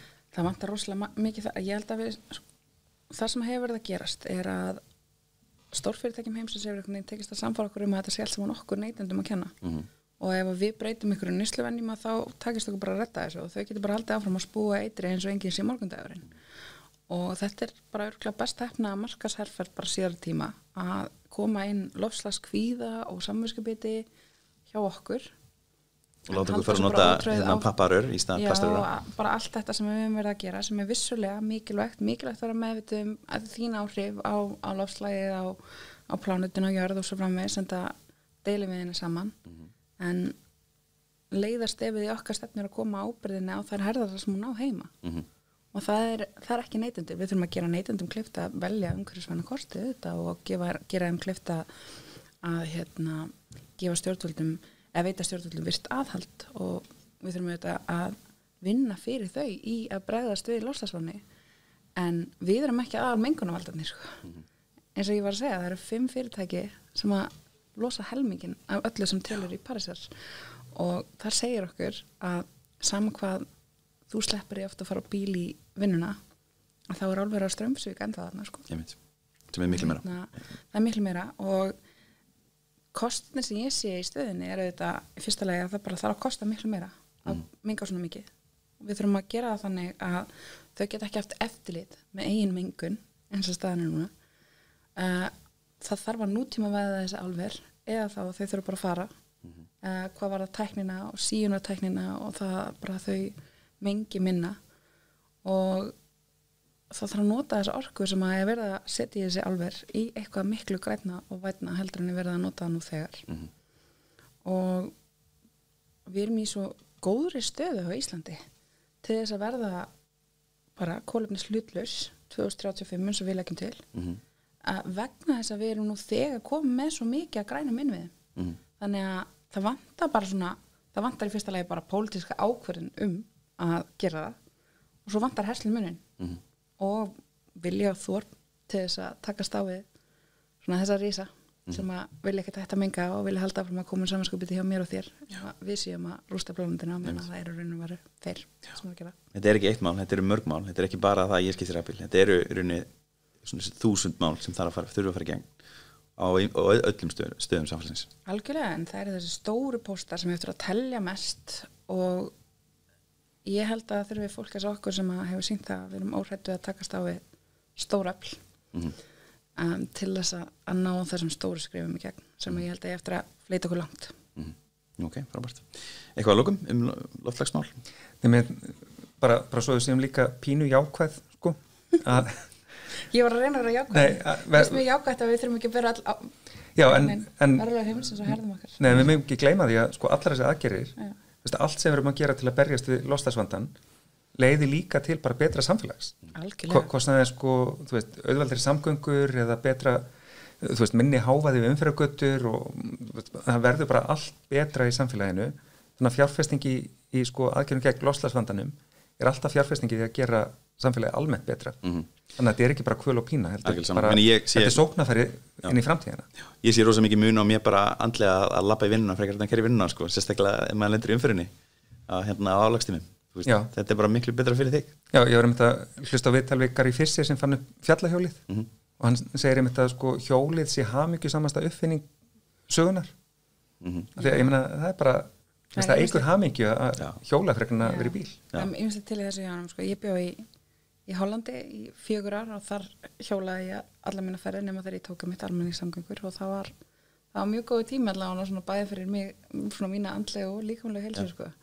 Að hjóla til og frá skóla og fara með bara hjóli í lestina og fara með til staða og hafa þennan fína ferðamáta til að koma sér með til staða en ég minna Holland er flatt og með hjólastíg út allt en það líður líka engum öruggar heldur en það að hjóla þegar þau eru bara búin að setja hjólastíga allstaðar og þetta hefur við gert í borginni einmitt undir dyggri stjórn Pírata meðal annars. Og hérna í hæðutta höfuðborgarsvæðinu þá náttúrulega eru rafhjólin að koma mjög sterkinn. Já, þeir eru að koma mjög sterkinn. En ég er alveg sammála, þetta þýðir betra líf fyrir alla. Líka bara, sko, ef við förum að rækta meiri mat hér, ef við förum að hafa það huggulegra í nærumhverfinu hjá okkur, ef við förum að huga meira sjálfbærninni og svona þessu hringrása samfélagi sem að fólk mikið fara að tala núna bara líka meira eftir ferlum náttúrunar. Það í raun okkar eina og besta leið til þess að komast út úr þessum vítahring sem að nýfrjálshyggja svona aðalega er að setja okkur í, sem þessi endalausa áhersla á hagvöxt og við þurfum að vaksa endalaust til að hafa það gott, það bara ekki rétt. Við þurfum þetta aðeins að vera bara aðeins nægjusamari en á sama tíma passa að það hafi allir nóg. Já, það dagsljóst að þessi plánda mun ekki þola endalausa fólksfjölgun eða endalausan hagvöxt. Nei, ég var í pallborðum daginn utanríkismál og þar var Sigmundur Davíð félagi okkar á þingi. Sem fékk 1 stig. Já, sem fékk 1 stig. Hann var að tala að staða Íslands í alþjóðasamfélaginu, hún væri nú þannig að Kína og hver var það?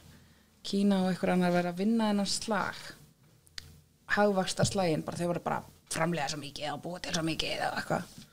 Og ég misti pínu þolinmæðina, sko. Ég vissi ekki hvað keppnin væri, en við þurftum að hætta þessari keppni, við ætlum ekki bara að rústa þessari plánetu, þetta væri bara einhver ræðileg keppni sem var og ég ætlum að hætta að taka þátt í henni. Stimpla okkur út úr þessu hagvaxtarkapphlaupi, það er engu til góðs.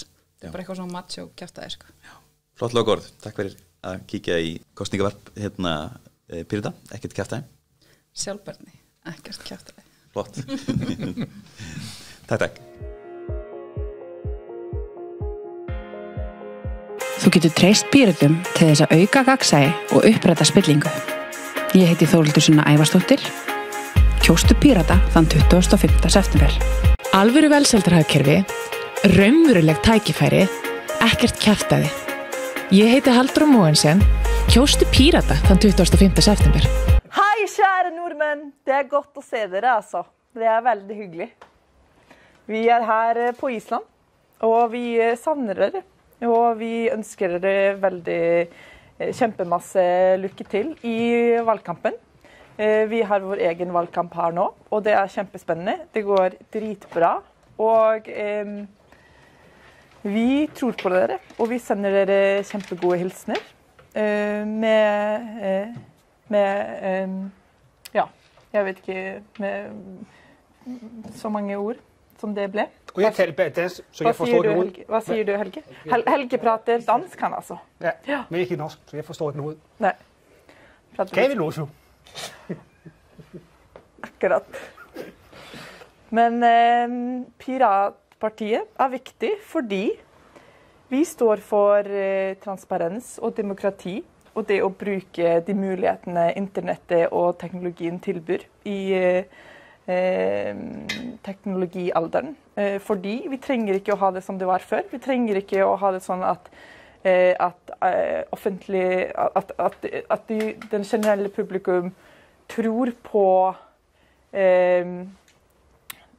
på politiske aktører uten å sjekke selv, fordi vi har så mange muligheter for å skaffe oss informasjon, for å bli kjent med de viktige temaene politikken dreier seg om. Og det Det jo skidegodt, mand!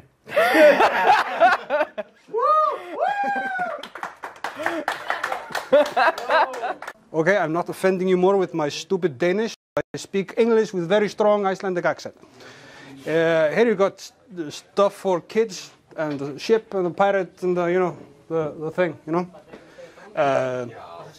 Toilets, if you need to shit, you can shit in the toilet. You got a fridge with beer, it's good. These are people, humans, coffee, thing, office. It's very nice. Got candy. I guess anyone can eat it, I don't know. And this thing here. I don't know what people do here. We don't ask questions. No questions, ever. All right, so that's Pirate High.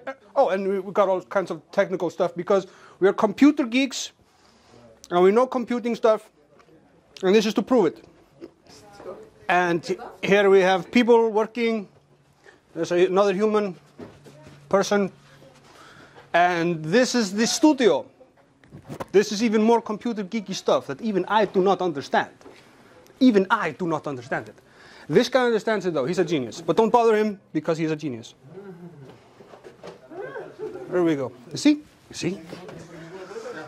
All right, and that's it, I think. There's an office and light. So good luck from Iceland.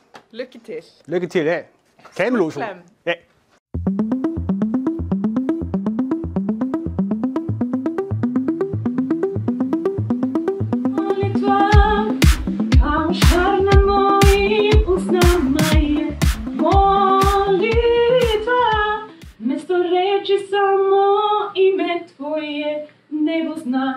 Veistu hvað það syngja? Já, þetta lag bæn. Þetta Molly 2 þýðir bæn. Og ég hélt alltaf að þetta væri svona pólitískt lag því það í svona draktum og svona borða og pólitískt, en þetta í rauninni ástalag. Hann mikið fyrir að læra það. Já, ég bara mjög elska ekki sjálfkrafa. Ríkvarskap sem mjög svona. Je suis une poupée de cire, une poupée de sang. Mon cœur est gravé dans mes chansons, poupée de cire, poupée de sang. Av en stormig natt och dag har finns bara du och jag, och det ljus som himlen lämnat kvar. Det är otroligt. Sunshine and holidays, postcards to write, budding trees, autumn leaves, a snowflake or two. Året för kruet, njot zebe jo kurs montuje, nade pas natende, raje pas raje, neta jo boa. Ertu stundum hugsandi yfir öllum gulum mýrunum? Þú tekur kannski of mikið út úr gleðibankanum.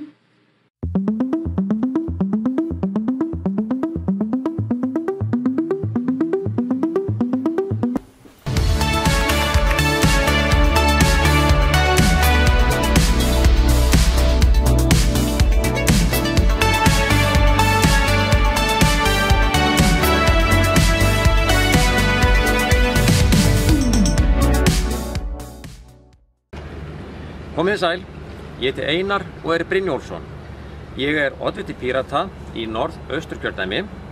Mér langar að segja ykkur frá helstu stefnumálum mínum og okkar Píratarindar almennt. Þar ber auðvitað fyrst að nefna nýja stjórnarskrá. Ég þeirra skoðunar að við eigum að vinna nýja stjórnarskrá sem byggir alfarið á tillögum stjórnlagaráðs sem að þjóðin samþykkti í þjóðaratkvæðagreiðslu árið 2012. Það komið tæplega 9 ár síðan það var. Í þessari nýju stjórnarskrá að finna ýmislegt bitastætt. Það tvennt sem að mér finnst standa upp úr. Annars vegar stór aukið beint lýðræði og hins vegar auðlindaákvæði sem að færir okkur heim og staðfestir raun kannski eignarhald þjóðarinnar á auðlindum, ekki hvað síst sjávarútvegsauðlindin. Nú, auðvitað mörg önnur mál sem að við þurfum að vinna að, eins og til dæmis loftslagsmál. Það verður okkur dýrkeypt ef við tökum ekki til hendinni þar. Barátta gegn spillingu gríðarlega mikilvægt mál og við höfum sýnt það gegnum tíðina við Píratar. Þar eru við öflugir talsmenn í þeirri baráttu gegn spillingu. Nú svo mætti lengi telja. Ég vil þakka fyrir mig og segi bara að lokum: lýðræði, ekkert kjaftæði. Sumir vilja meina að siðferði og rétt breytni skipti litlu í stjórnmálum. Ég ósammála því. Þessi afstaða mín var ein af ástæðum þess að ég studdi ekki stjórnarsamstarf Vinstri grænna. Ég myndi ykkur svo að þið hafið hellt eldsneyti, bensíni yfir ykkur og þið eru gegn sósa. Hve örvæntingafull þurfið þið að vera til þess að gera svona. Þetta rétt hjá mér? Eitthvað sem getur kynkað kolli í ríkisstjórninni? Hefði ríkisstjórnin kynnt sér það? Varðandi þessa hluti, hæstv. Velferðarmálaráðherra? Nei, enginn hefur kynnt sér það. Þetta eitthvað sem við ættum að kynna okkur þá. Og hvernig myndi lykt og bragð Framsóknarflokkurinn, þar að segja Framsóknarflokkurinn, myndi setja inn í félagamarkið sitt. Við vitum litin og við vitum að það er þetta kornax þarna, er það ekki það sem að merkið er? Jú, nákvæmlega. En lyktin og bragðið. Lyktin kannski auðveldara. Hvernig ætli lyktin sé? Fjósið sé hv. þingmaður. Ok, þarna er hv. þingmaður búinn að gera tilkall til þess, þannig að þegar þessi lög eru samþykkt þá legg ég til að hv. þingmaður Halla Signý Kristjánsdóttir drífi sig niður á vörumerkjaskrifstofuna og skrái fjósið áður en að Miðflokkurinn nær fjósalyktinni.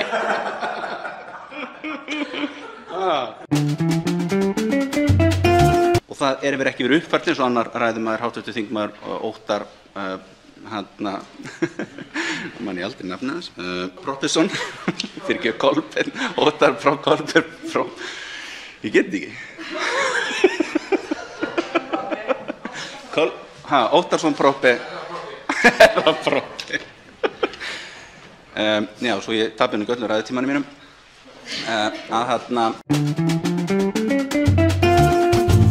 forseti bendir á að vinnulöggjöfin talar 11 klukkutíma hvíld, en þó er það þannig að ef það krefst þess að þá geta menn mætt fyrir en þeir fá borgað tvöfalt. Þingmenn fá ekki borgað tvöfalt, að vísu, það er rétt. Orkumálastofnun, come on. Við þýði það, koma svo.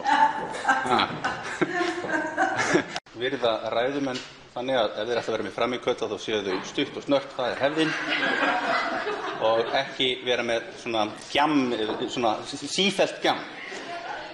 Menn verða átt að svo því að Alþingi veljast almenni borgarar sem ekki allir lögmenn, og við þurfum fokkin tíma til þess að geta unnið þetta mál. Forseti vill biðja hv. þingmann að virða þær reglur sem gilda í ræðustóli, bæði hvað varðar meðferð málsins, þingmálið er íslenska, og jafnframt hvernig hv. þingmaður notar ávarp varðandi aðra þingmenn og ráðherra. Einmitt, út af því að það er það sem er mikilvægt. Takk, forseti. Virðulegi forseti, góðir Íslendingar og vondir. Er mikilvægt eða er það ekki mikilvægt að íbúar landsins geti bruggað bjór á sínu eigin heimili til sinnar eigin neyslu án hótana 6 ára fangelsisvist? Ef ekki, ókei, þá er það ákveðin afstaða. En þeim sem finnst það mikilvægt skal styðja annað frumvarp Pírata hér til umræðu á eftir heimabruggum. Er mikilvægt eða er það ekki mikilvægt að íbúar landsins hafi sjálfsákvörðunarrétt yfir eigin líkama og ákveði alfarið sjálfur hver geri hvað við þann líkama? Ef ekki, ókei, þá er það ákveðin afstaða. En sá eða sú sem segist aðhyllast einstaklingsfrelsi, jafnvel bara í grundvallaratriðum, hlýtur þá að styðja frumvarp Pírata afglæpavæðingu vímuefnaneyslu. Sá eða sú sem styður það ekki, hefur ekki efni á því að predika yfir öðrum einstaklingsfrelsi. Nú er ég hérna á seinustu mínútum, þar sem ég ekki mikið tíma, að fara aðeins yfir eina af verstu blaðumfjöllun sem ég nokkuð tíman lesið í lífinu. Ég verði að sýna hana myndavélinni. En hér er mynd af hv. fyrsta flutningsmanni þessarar tillögu og fyrirsögnin þessi, með leyfi forseta: þingmenn væla yfir kokteilboðum og vilja enn meira frí. Tilvitnun lýkur. Þetta er ein kostulegasta vitleysa sem ég hef lesið þingið í lífinu.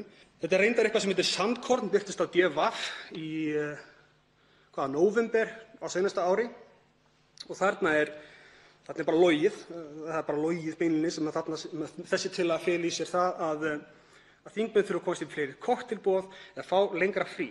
Hleypum að 30 í stað 15 í störfum þingsins. Að lokum legg ég til að fundir fastanefnd Alþingis verði að jafnaði opnir. Að lokum legg ég til að fundir fastanefnd Alþingis verði að jafnaði opnir.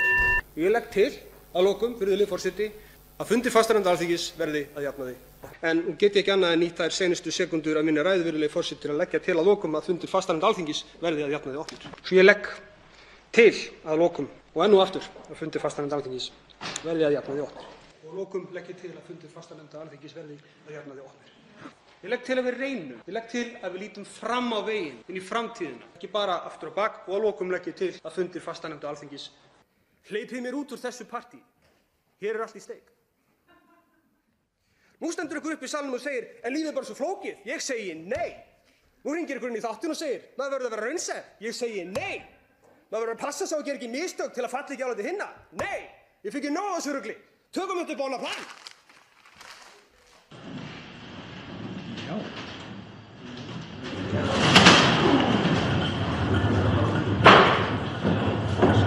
kraft í. Nei, sitjið róli bara, sitjið róli.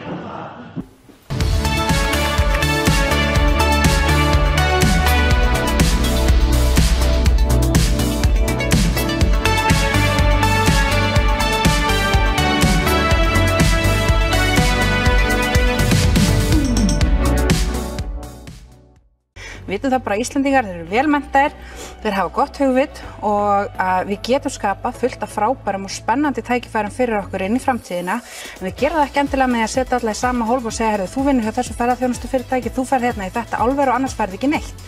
Og það svona nálgunin sem að þessi stjórnvöld að vissu leyti fóru í með því að hafa það þannig að Vinnumálastofnun kemur fram og segir býður atvinnurekendum að klaga fólk sem tekur ekki vinnu sem þeim býðst til þess að bara svipta þau framfærstunni.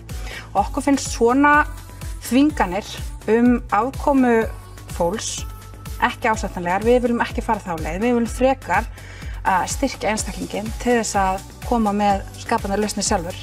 Við viljum að fólk sé ekki neitt til þess að taka vinnu sem ekki við þeirra hæfi, sem passar ekki við þeirra menntun, passar ekki við þeirra reynslu. Við erum algjörlega á þeim stað. Og við lögðum til breytingartillögu við þessa viðeigandi löggjöf það bara á síðastliðnu þingi. Einmitt bara með það að markmiði að það væri mjög skýrt í lögunum að þú gætir hafnað vinnu sem að hentaði þér ekki vegna þess að þú kannski allt og menntaður fyrir starfið. Þurfum ekki að senda kennara til þess að afgreiða í ísbú bara til þess að setja hann í einhverju vinnu. Við viljum þetta skapa neðan virðingu kennarar? Já, vissu leyti. Það verður það. Við viljum þá nálgun að fólk geti tekið virkan þátt í samfélaginu vegna þess að við trúum á einstaklinginn og getu hans til þess að færa eitthvað nothæft og gott til samfélagsins. Við höfum traust á því, fólk vilja ekki bara setja með fætur upp í loft og gera ekki neitt fyrir samfélagið sitt, heldur vilja að gefa af sér. En það skiptir líka máli að fólk fái vinnu við hæfi og að fólk geti nota sína hæfileika til þess að skapa eitthvað áhugavert. Unga fólki okkar ekki að finna vinnu við hæfi hér og flytur frekar til útlanda og það vissulega áhyggjuefni að þau sjá ekki hag sinn í að setjast hér að vegna þess að það bara ekki nóg fjölbreytt störf, það ekki nógu góð stuðningu við nýsköpun og sprotafyrirtæki, það ekki nógu gott umhverfi fyrir fólk með fjölbreytta menntun og hæfileika til þess að spreyta sig á Íslandi. Ég meina það bara mjög skýrt af því sem að allir sérfræðingar að segja okkur, allt í kringum okkur, Alþjóðagjaldeyrissjóðurinn, OECD, Alþjóðabankinn og öll löndin í kringum okkur að fara í stórar innviðafjárfestingar í félagslegum innviðum og efnislegum innviðum til þess að bregðast við því sem að þau segja geti orðið COVID áratugurinn sem einfaldlega langvarandi neikvæðar félagslegar afleiðingar út af faraldrinum og til þess að bregðast við honum þá þurfum við að byggja upp geðheilbrigðiskerfið okkar, heilbrigðiskerfið okkar, velferðarkerfin okkar. Það líka mikið störf, það hægt að fjölga líka opinberum störfum. Þannig að spurningin hvar viltu skapa störf? Við viljum gera það í samtali og samstarfi við fólk. Við viljum ekki gera það þannig að fólk neyðist til að taka hvaða vinnu sem það býðst, annars getur það ekki framfleytt sér og börnunum sín. Það mikið verðmætasköpun í því að við eigum hérna heilbrigt og gott þjóðfélag, að fólk hafi eitthvað að leita þegar það slasast, að það sé ekki neyðarástand á bráðamóttökunni, að fólk hafi aðgang að sálfræðiþjónustu, að fólk hafi aðgang að fyrstu og annars stigs þjónustu bæði í heilbrigðiskerfinu og í geðheilbrigðiskerfinu. Það skiptir gríðarlega miklu máli að minnka ójöfnuð í samfélaginu til þess að við upplifum okkur öll í betra samfélagi og getum tekist á við það sem framundan. Það skiptir gríðarlega miklu máli að fara í stórtæka uppbyggingu út á loftslagsmálum og þetta allt eitthvað sem að opinberar stofnanir og hið opinbera þarf að leiða til þess að við komumst inn í framtíðina með Þetta kannski ekki allt augljóst dæmi verðmætasköpun? Jú, þetta bara arðbærar fjárfestingar. Ég held að allir sem að tala fyrir og svona lifa sig inn í mikilvægi atvinnulífsins vita það að arðbærar fjárfestingar það sem að heldur góðum fyrirtækjum á lífi og ég meina ríkið það bara nákvæmlega eins, það þarf á því að halda að fara í arðbærar fjárfestingar til framtíðar. Við erum á þeim tímapunkti í sögunni, akkurat núna, að við erum að sjá fram á aukna öldrun þjóðarinnar og við erum að sjá fram á gríðarlega breytingar út á loftslagsbreytingu. Það þarf að ráðast í mjög mikla framkvæmdir til að takast á við það. Ef við höfum ekki dug í okkur núna til þess að ráðast í þessar framkvæmdir, þá munum við búa við verra samfélag til lengri tíma, við munum búa við minni samkeppnishæfni og meira óréttlæti í samfélaginu okkar og það verður bara að takast á við þetta.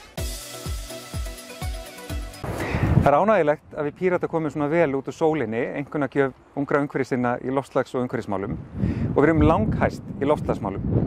Útkoman kemur samt ekki á óvart því stefnan okkar byggir á mikilli vinnu grasrótar, samræði við sérfræðinga og umfram allt metnaði. Sólarkvarðinn er mikilvægur til að gera landslagið skýrara, ekki bara til að hjálpa kjósendum að velja flokka, heldur líka til að auðvelda okkur sem brennum fyrir grænum málum í pólitíkinni að sjá hverjum og hverjum ekki hægt að vinna með eftir kosningar ef við ætlum að ná raunverulegum árangri. Það nægir nefnilega ekki bara að sýna metnað í orði núna fyrir kosningar, heldur þarf hann líka að haldast á borði þegar kemur að stjórnarmyndun eftir kosningar. Það alveg skýrt hvernig Píratar munu nálgast þennan málaflokk í stjórnarmyndunarviðræðum. Við vitum að það neyðarástand í loftslagsmálum. Ekki eitthvað framtíðin hitt eða framtíðin þetta, heldur neyðarástand hér og nú. Þess vegna ætlum við ekki að prútta við náttúrulögmálin og móðurjörð. Það þarf að grípa til raunverulegra aðgerða strax. Kíkið á pirata.is til að skoða málin betur.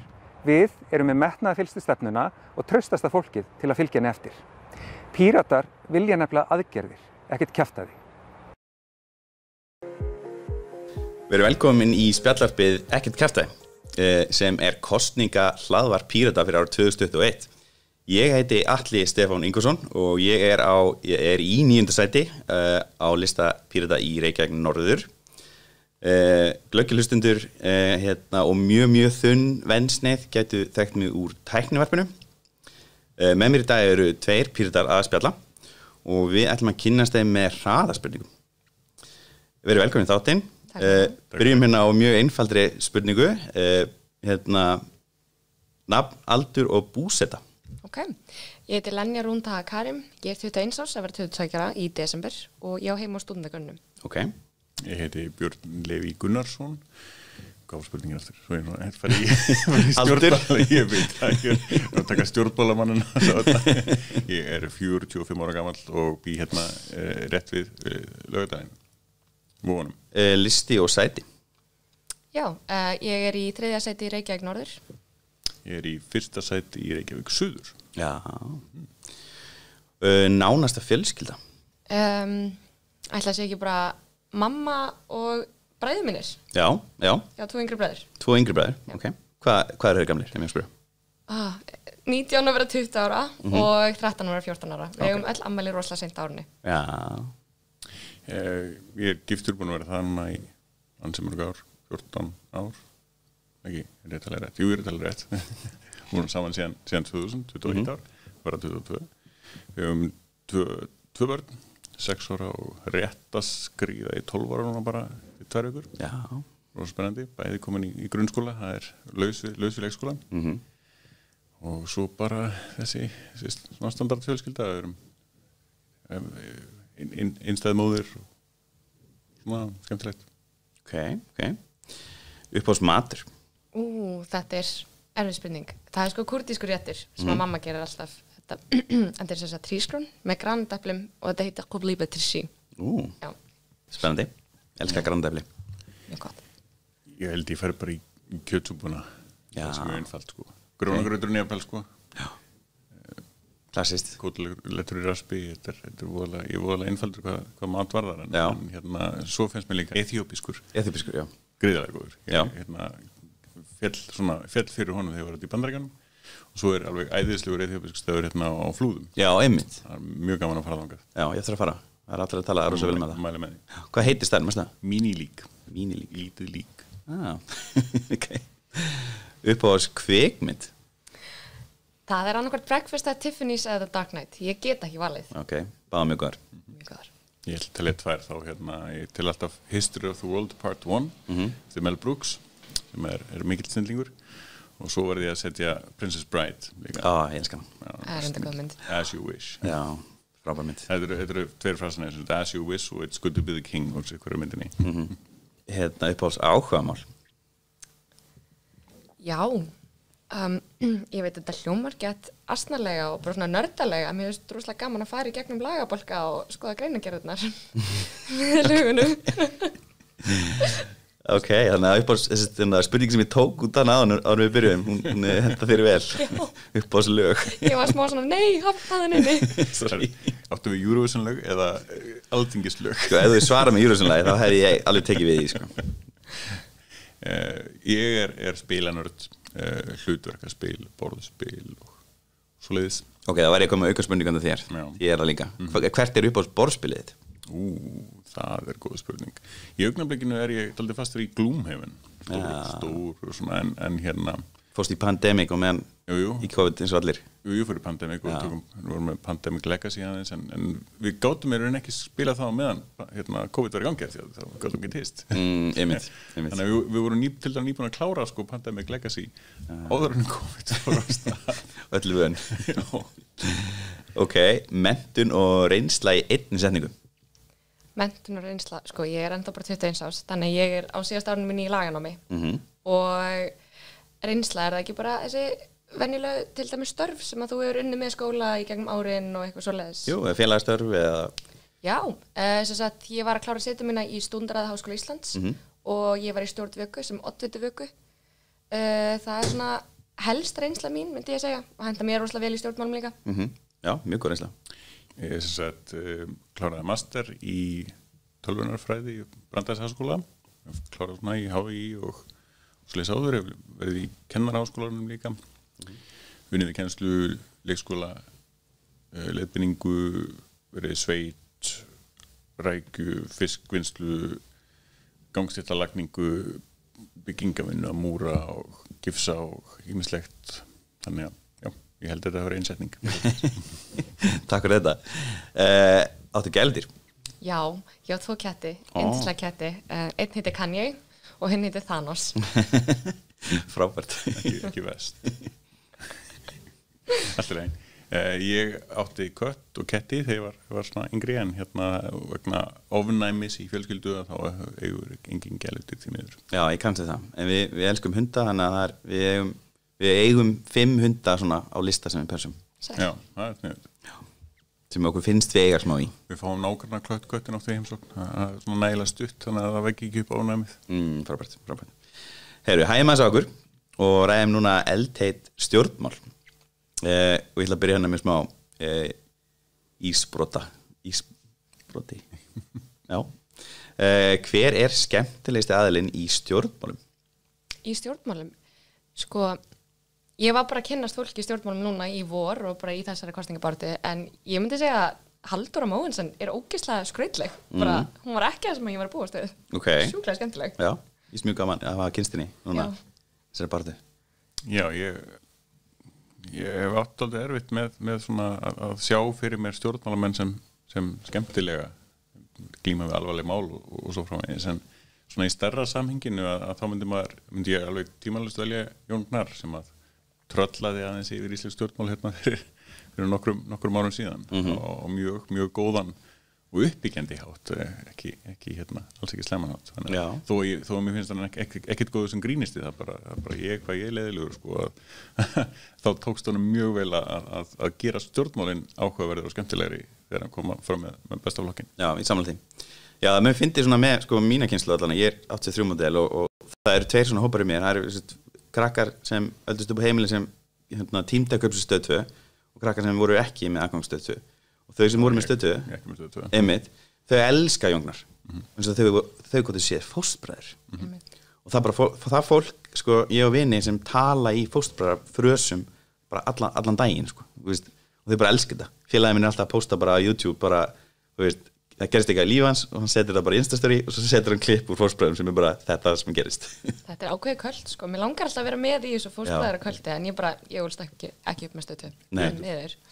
Svo er ekkert að horfa á þetta einhvers staðar sem, ég á ekki DFT-spilara, ég er ekki að fara að koma með DFT, getur ekki hort á þenni staðar. Ég held að svona bestu klippurnar sé á YouTube allavega. Já, ég er auðvitað að sé hann indræða klippuna, hún er ógeðslega góð. Bankið í opnunum. Ég verð að segja að það sé uppáldið mitt, þó ég hef ekki fylgst með fóstbræðum í heildina, þá hef maður alltaf að sé þessa klippu koma á og til og hún er mjög góð. Já, hún er mjög góð. Allir slæmi, allir sem að segja brandara eru ekki náttúrulega grínistar en þeim tekst af og til inn á milli að koma með góða brandara og þetta er einn af þeim. Algjörlega. Hver eru ykkar svona heitustu málefni í stuttumáli? Við kannski ræðum allra heitustu betur saman og eftir en hvað svona fyrir breytt yfir? Ok, ég ætla bara að vera með svona simpel upptalningu. Það hlýtur að vera málefni ungs fólks, skaðaminnkun, geðheilbrigðismál og já, ég held að þetta sé auðvitað innflytjendamál líka, bara mín helstu heitustu. Og við erum með í stefnunum okkar núna að við ætlum að leggja niður útlendingastofnun. Þú ert líklega all in þar. Ég svo til í þetta. Já. Mér fannst það rosalega róttækt í byrjun, en svo bara, það ekki hægt að laga eitthvað sem ekki hægt að laga. Einmitt. Ég meina Sjálfstæðisflokkurinn gat lagt niður nýsköpunarmiðstöð og Nákvæmlega. það allt hægt. Ekki verða góð hugmynd af vissu en þetta miklu betri hugmynd. Já, þetta miklu betri hugmynd. En þú, Björn? Ég er langmest í gagnsæismálunum, svona ákveðnu aðhaldi með valdi og það gagnsæi alveg gríðarlega mikilvægt. Ein spurning. Gagnsæi og gegnsæi. Já. Hver er munurinn? Ég veit ekki. Gegnsætt eitthvað sem þú serði gegnum og eins og rúður og svo framvegis en gagnsæi þú ert að tala um gögn sem þú ert að sjá. Alltaf, ég hugsaði það þannig. Orðabókarskilgreining getur verið allt öðru síðan. Þannig ég er að nota gagnsæi. Já, og það er svona nýri sem Píratar hafa búið sér til eða hvað? Ég meina stjórnmálin töluðu saman og ekkert gagnsæi og upplýsingar skildu hins opinbera fyrr en í rauninni Píratar fóru að lemja það í gegn. Já. Og núna eru meira svo kvenfélag félag sjálfstæðiskvenna í Grafarvogi var að tala skort og gagnsæi. Þetta er alltaf að koma og nú það bara svona herslu munin til dæmis með nýri stjórnarskrá og svona alvöru eftirliti með framkvæmdarvaldinu. Þannig að ég er búin að vera það rosalega mikið.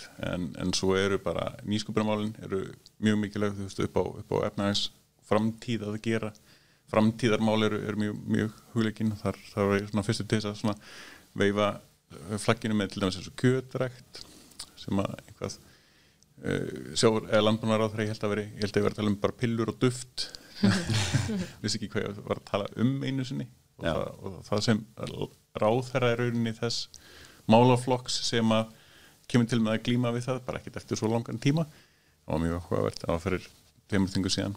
Þannig að núna er þetta komið held ég aðeins betur á kortið og var að vera að gera grína á okkur miðflokkurinn var að gera grína á okkur núna í nýlegri færslu, það var mjög fyndið. Já, það sem Sigmundur Davíð stendur í fjósinu. Já, í fjárhúsunum með kindunum og ég svara því einfallega að sjálfbær búskapur, hann verður ef eitthvað er bara verðmætari þegar búið að taka frá þessu óheilbrigðu verksmiðju framleiðslu á dýrum til manneldis eða annars og komið kjötrækt þar í staðinn fyrir svona fjölda framleiðsluna þá verður sjálfbær svona búskapur eins og hann er almennt sér hérna á Íslandi miklu verðmætur og eftirsóttari.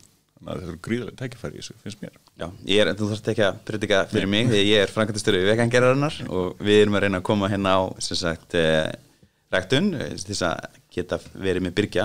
Okkur vantar birgja til þess að rækta helst á baunir. Við erum að búa til ferskt íslenskt tempe sem er frægur indónesískur réttur og ég er nú þegar í viðræðum við gróðurhús og bændur í að geta tekið þetta upp og ég vil miklu frekar þau einbeita sér þessu heldur en að búa til lambakjöti. Þessi tækni getur alveg verið nýst til þess að búa til plöntuprótein líka og ýmislegt svoleiðis og fólk fattar ekki að þessi framleiðsla er því líklega aðalega notuð í ræktun á dýrum jafnvel. Merkilegt nokk. Jafnvel bara gæludýrum þess vegna það er rosalega mikið af framleiðslu, kjötframleiðslu sem fer í rauninni bara til gæludýra. Já, það mikið sens. Já. Ok, hver er ykkar fyrsta reynsla af stjórnmálum, byrjað þú, Björn? Ég lendi í því þegar ég var 17 ára og byrja að pæla í fyrstu alþingiskosningunum 95 þegar ég ætti að fara að kjósa. Það var stættur á svona fyrirparti fyrir sveitaball og þar var stjórnmálaflokkur með að bauða upp á bjór fyrir gesti og gangandi, allt niður í 14 ára krakka, ódýri bjór, ef þú skráðir þig í flokkin. Mér fannst það mjög áhugavert og skildi ekki alveg hvað skrás í flokkin þýddi og spurði bara þann sem var að taka móti peningum fyrir bjórinn og skráningum í flokkin, hvað þýddi það að ég þarf að kjósa flokkin í kosningunum. Og svo var ég bara bláköld líð og bara, já, hvorki meira enn minna. Ég bara dálítið stoltur af svona 17 ára sjálfum mér að það var sagt bara, já, nei takk, ég sleppi því bara og sleppi því að kaupa ódýran bjór og ég er bara góður. Það var bara stuð án þess, ég ætla að pæla eins betur í þessu. Já, vel gert. Ég mitt fekk það svolítið fyrirspurn þetta því ég var að reyna að fá fólk til að skrifa undir meðmæli fyrir frambúðið og þá fannst það að vera kommitta í það að kjósa okkur. Ég nei, þetta er bara svo að við getum búið okkur fram og tekið þátt í lýðræði. Fólk getur verið skráð í alla flokka, það er engin skuldbinding við neitt að vera skráður í stjórnmálasamtök. Já, frábært. Já, fyrir utan náttúrulega að þú lendir alltaf í spammi. Jú, svo sem enn, það ekki skuldbinding. Þú fer vist aldrei að listurum yfir Valur. Það var eitthvað erfitt. Þú þarft að afskráði á mörgum stöðum. Já, einmitt. Haka í allt saman. Já, ef svo, já. En já, Linja? Já, mín fyrsta reynsla í stjórnmálum var í alþingiskosningunum 2017. Ég var búin að vera að mynda mér skoðanir og ég var bara búin að vera að fylgjast með stjórnmálunum og bara frá því 2016 sem ég flytti aftur heim til Íslands. Og ég var meira þess að mjög mikil talskona einhvers eins flokks sem við ætlum ekki að nefna. Og svo bara kom að því. Við höfum öll verið þar. Nefnilega. Ekki nákvæmlega þar kannski, en einhverjum öðrum flokkum. Já. En svo kom ég mynda kjördag og ég gat ekki kosið af því ég á afmæli í desember. Og alþingiskosningarnar voru í loka október. Já, og þetta var bara svo ótrúlega súrt, þetta var svo ótrúlega stutt í afmælið mitt, þú veist, mánuður og ein vika eða eitthvað og allar vinkonum mínar fóru saman að kjörstað, fóru saman að kjósa og ég þurfti að sitja heima bara eitthvað, já, en ég sem ekki gett sterkur skoðanir, þú veist, þetta hjálpar. Næ. Ok, ræðum að betur hérna lýðræði og ungt fólk. Við erum með aldursforsesta þingflokks Pírata og svo vonandi verðandi yngsta kjörna þingmann í sögu Íslands. Hvað er þetta að gera betur þessu? Ég held að svarið sé bara mjög einfalt og það er að lækka kosningaldurinn. Ég meina við treystum ungu fólki til þess að skila skattaframtalinu sínu og borga í skatta og akkur getum við ekki treyst þeim til þess að kjósa það sem að þeim finnst rétt og taka þátt í lýðræðinu. Við erum með tillögu það að lækka kosningaldurinn niður í 16 og viðbót við það að það sé einmitt á árinu, 16 ára á árinu. Ef við bara förum í, þú veist, barnasáttmálan þá á að taka tillit til skoðana barna eftir því sem að þau hafa aldur til og ef maður skoða bara aðalnámskrá grunnskóla þá eru hæfniviðmiðin sem á að klára við grunnskóla þá eru þau bara að vera fullgildur meðlimur í lýðræði samfélagi þegar allt kemur til alls. Og af hverju treystum við þó ekki fólki til þess að byrja að taka þátt í strax. Ég hef mér að tala að ég myndi vilja sjá 5 ára krakka á þingi.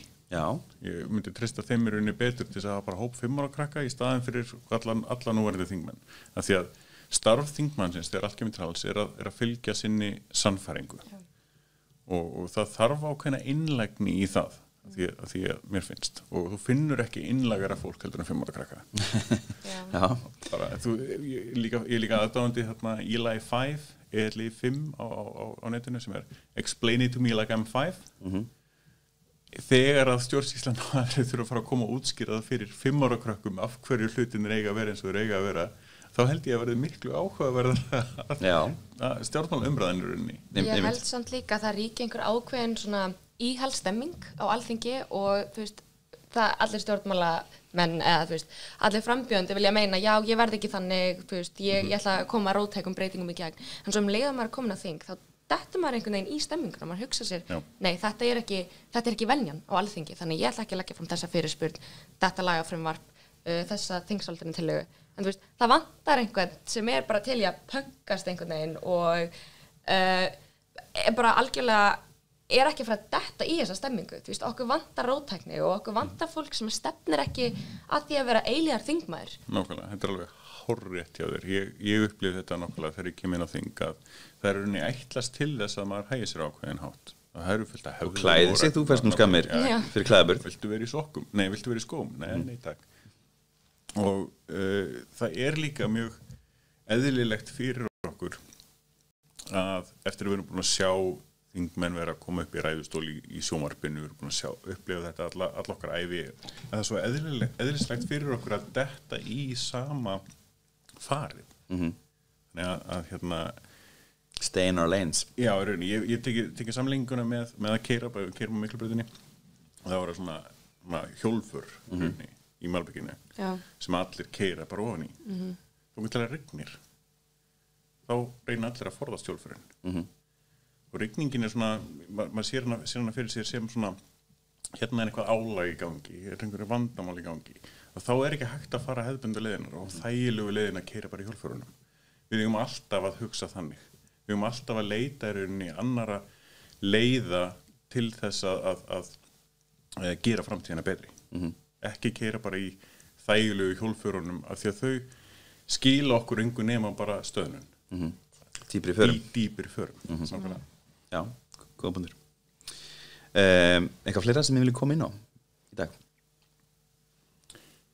Já, þú spyrð. Ég meina, þingmaður. Er það ekki orðið svolítið þreytt orð? Það er svona, veist, hvernig getum við tekið eins ókynja það orð? Þannig að það hendi betur. Það er alveg mjög góð pæling. Það er, fólk er búið að vera að reyna þetta aðeins inn á þingi og kalla þingkona eða þingmann. Já, eða þingfólk eða þingmann með einunni. Já. Og ég held að þetta sé alveg sem sagt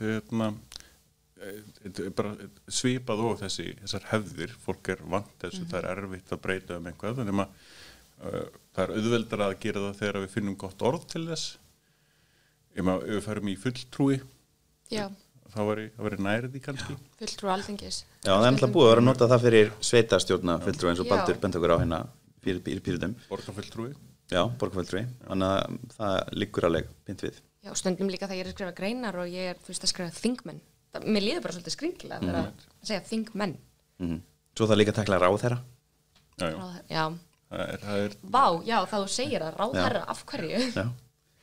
Minister er á ensku, það er ekki svona ekki svona rosalega kynjað. Það er ekki með titli eða þýmlíku. Þannig að það er ýmislegt sem að er rosalega djúpt í menningunni hjá okkur sem er þess verði að hugsa hvort það sé ekki hægt að gera öðruvísi því að það hefur alveg áhrif. Alveg mér sér það líka bara í því hvernig þingið er rauninni gamall karlavinnustaður það sem er ætlast til þessi rauninni að það sé einhver heimavinnandi. Og ég líka, þessir titlar eru bara hluti af þessari íhaldsstemmingu sem ég er að tala um. Þú veist, eins og þú sagðir, það hefur verið reynt inn á þingi, en það er ekki stemming fyrir því, þannig að mann hætti því bara. Já, hefðirnar eru svo sterkar rauninni. Og það er erfitt að brjótast út úr þeim. Við reyndum á kjörtímabilinu að fá bara vinnutíman á fjölskylduvænni tilfærslu á honum. Þannig að starfsfólk væri búið bara þegar skólar almennt, leikskólar almennt síðan varu búinir og þess að allir gætu tekið þátt í bara fjölskyldulífinu. En það er reglulega þingfundir til 8 og þess að það sem gerir bara, það gerir ráð fyrir því að það sé einhver heimavinnandi sem að sér allt það og einhvern veginn svo blinda að taka ekki, sjá ekki aðra möguleika er rosalega sterk. Já, samanlega. Já, takk að vera komið þáttinn. Ég hvet alla til að taka þátt í kosningum 25. september. Sérstaklega vil ég komast upp úr hjólförunum. Og takk fyrir okkur. Takk fyrir. Takk. Ég er að spyrja hæstvirtan forseta að því hvort að hún vilji beita sig fyrir því. Order! To talk about morals and morality is a disgrace!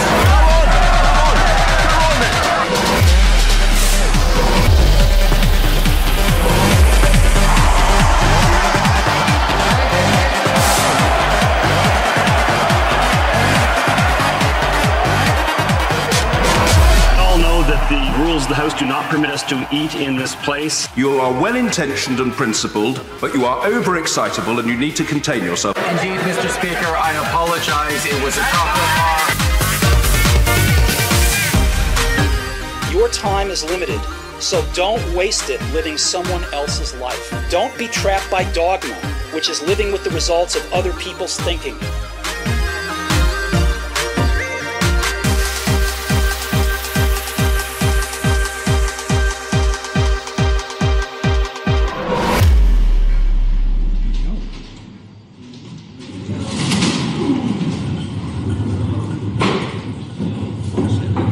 Nei, sittið róli bara, sittið róli.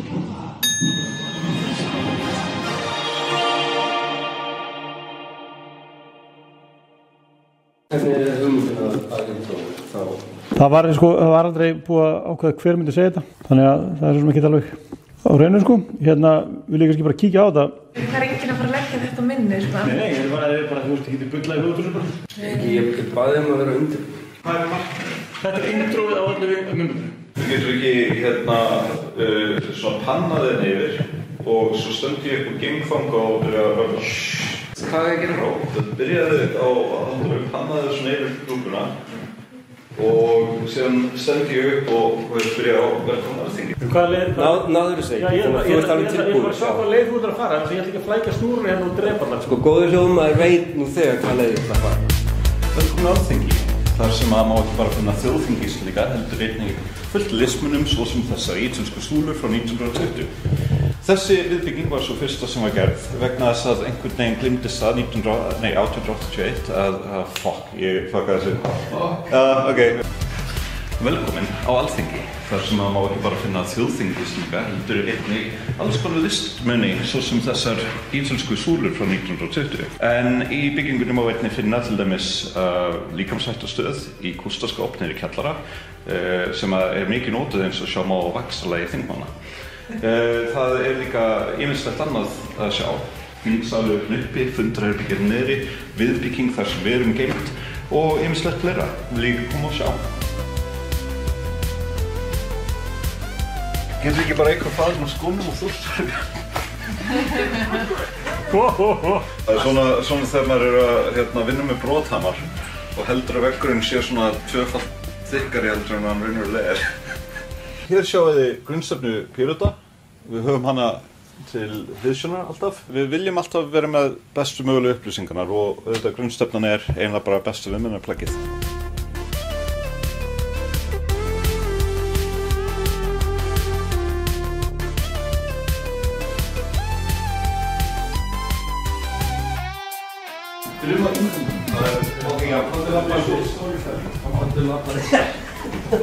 Það er labbandi hérna frá horninu. Ok, við má byrja.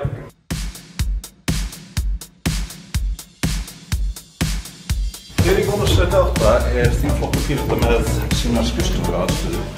Þetta er eldgamalt hús en rosalega fallegt. Hér fer vel okkur og hér erum við til dæmis með þingflokkuaðstöðu og eldhúsaðstöðu. Í eldhúsinu má finna mikilvægasta starfsemi þingflokksins sem er kaffivélin. Hérna erum við kort. Þetta er til þess að minna all á hvar við erum. Við erum einhvers staðar hérna.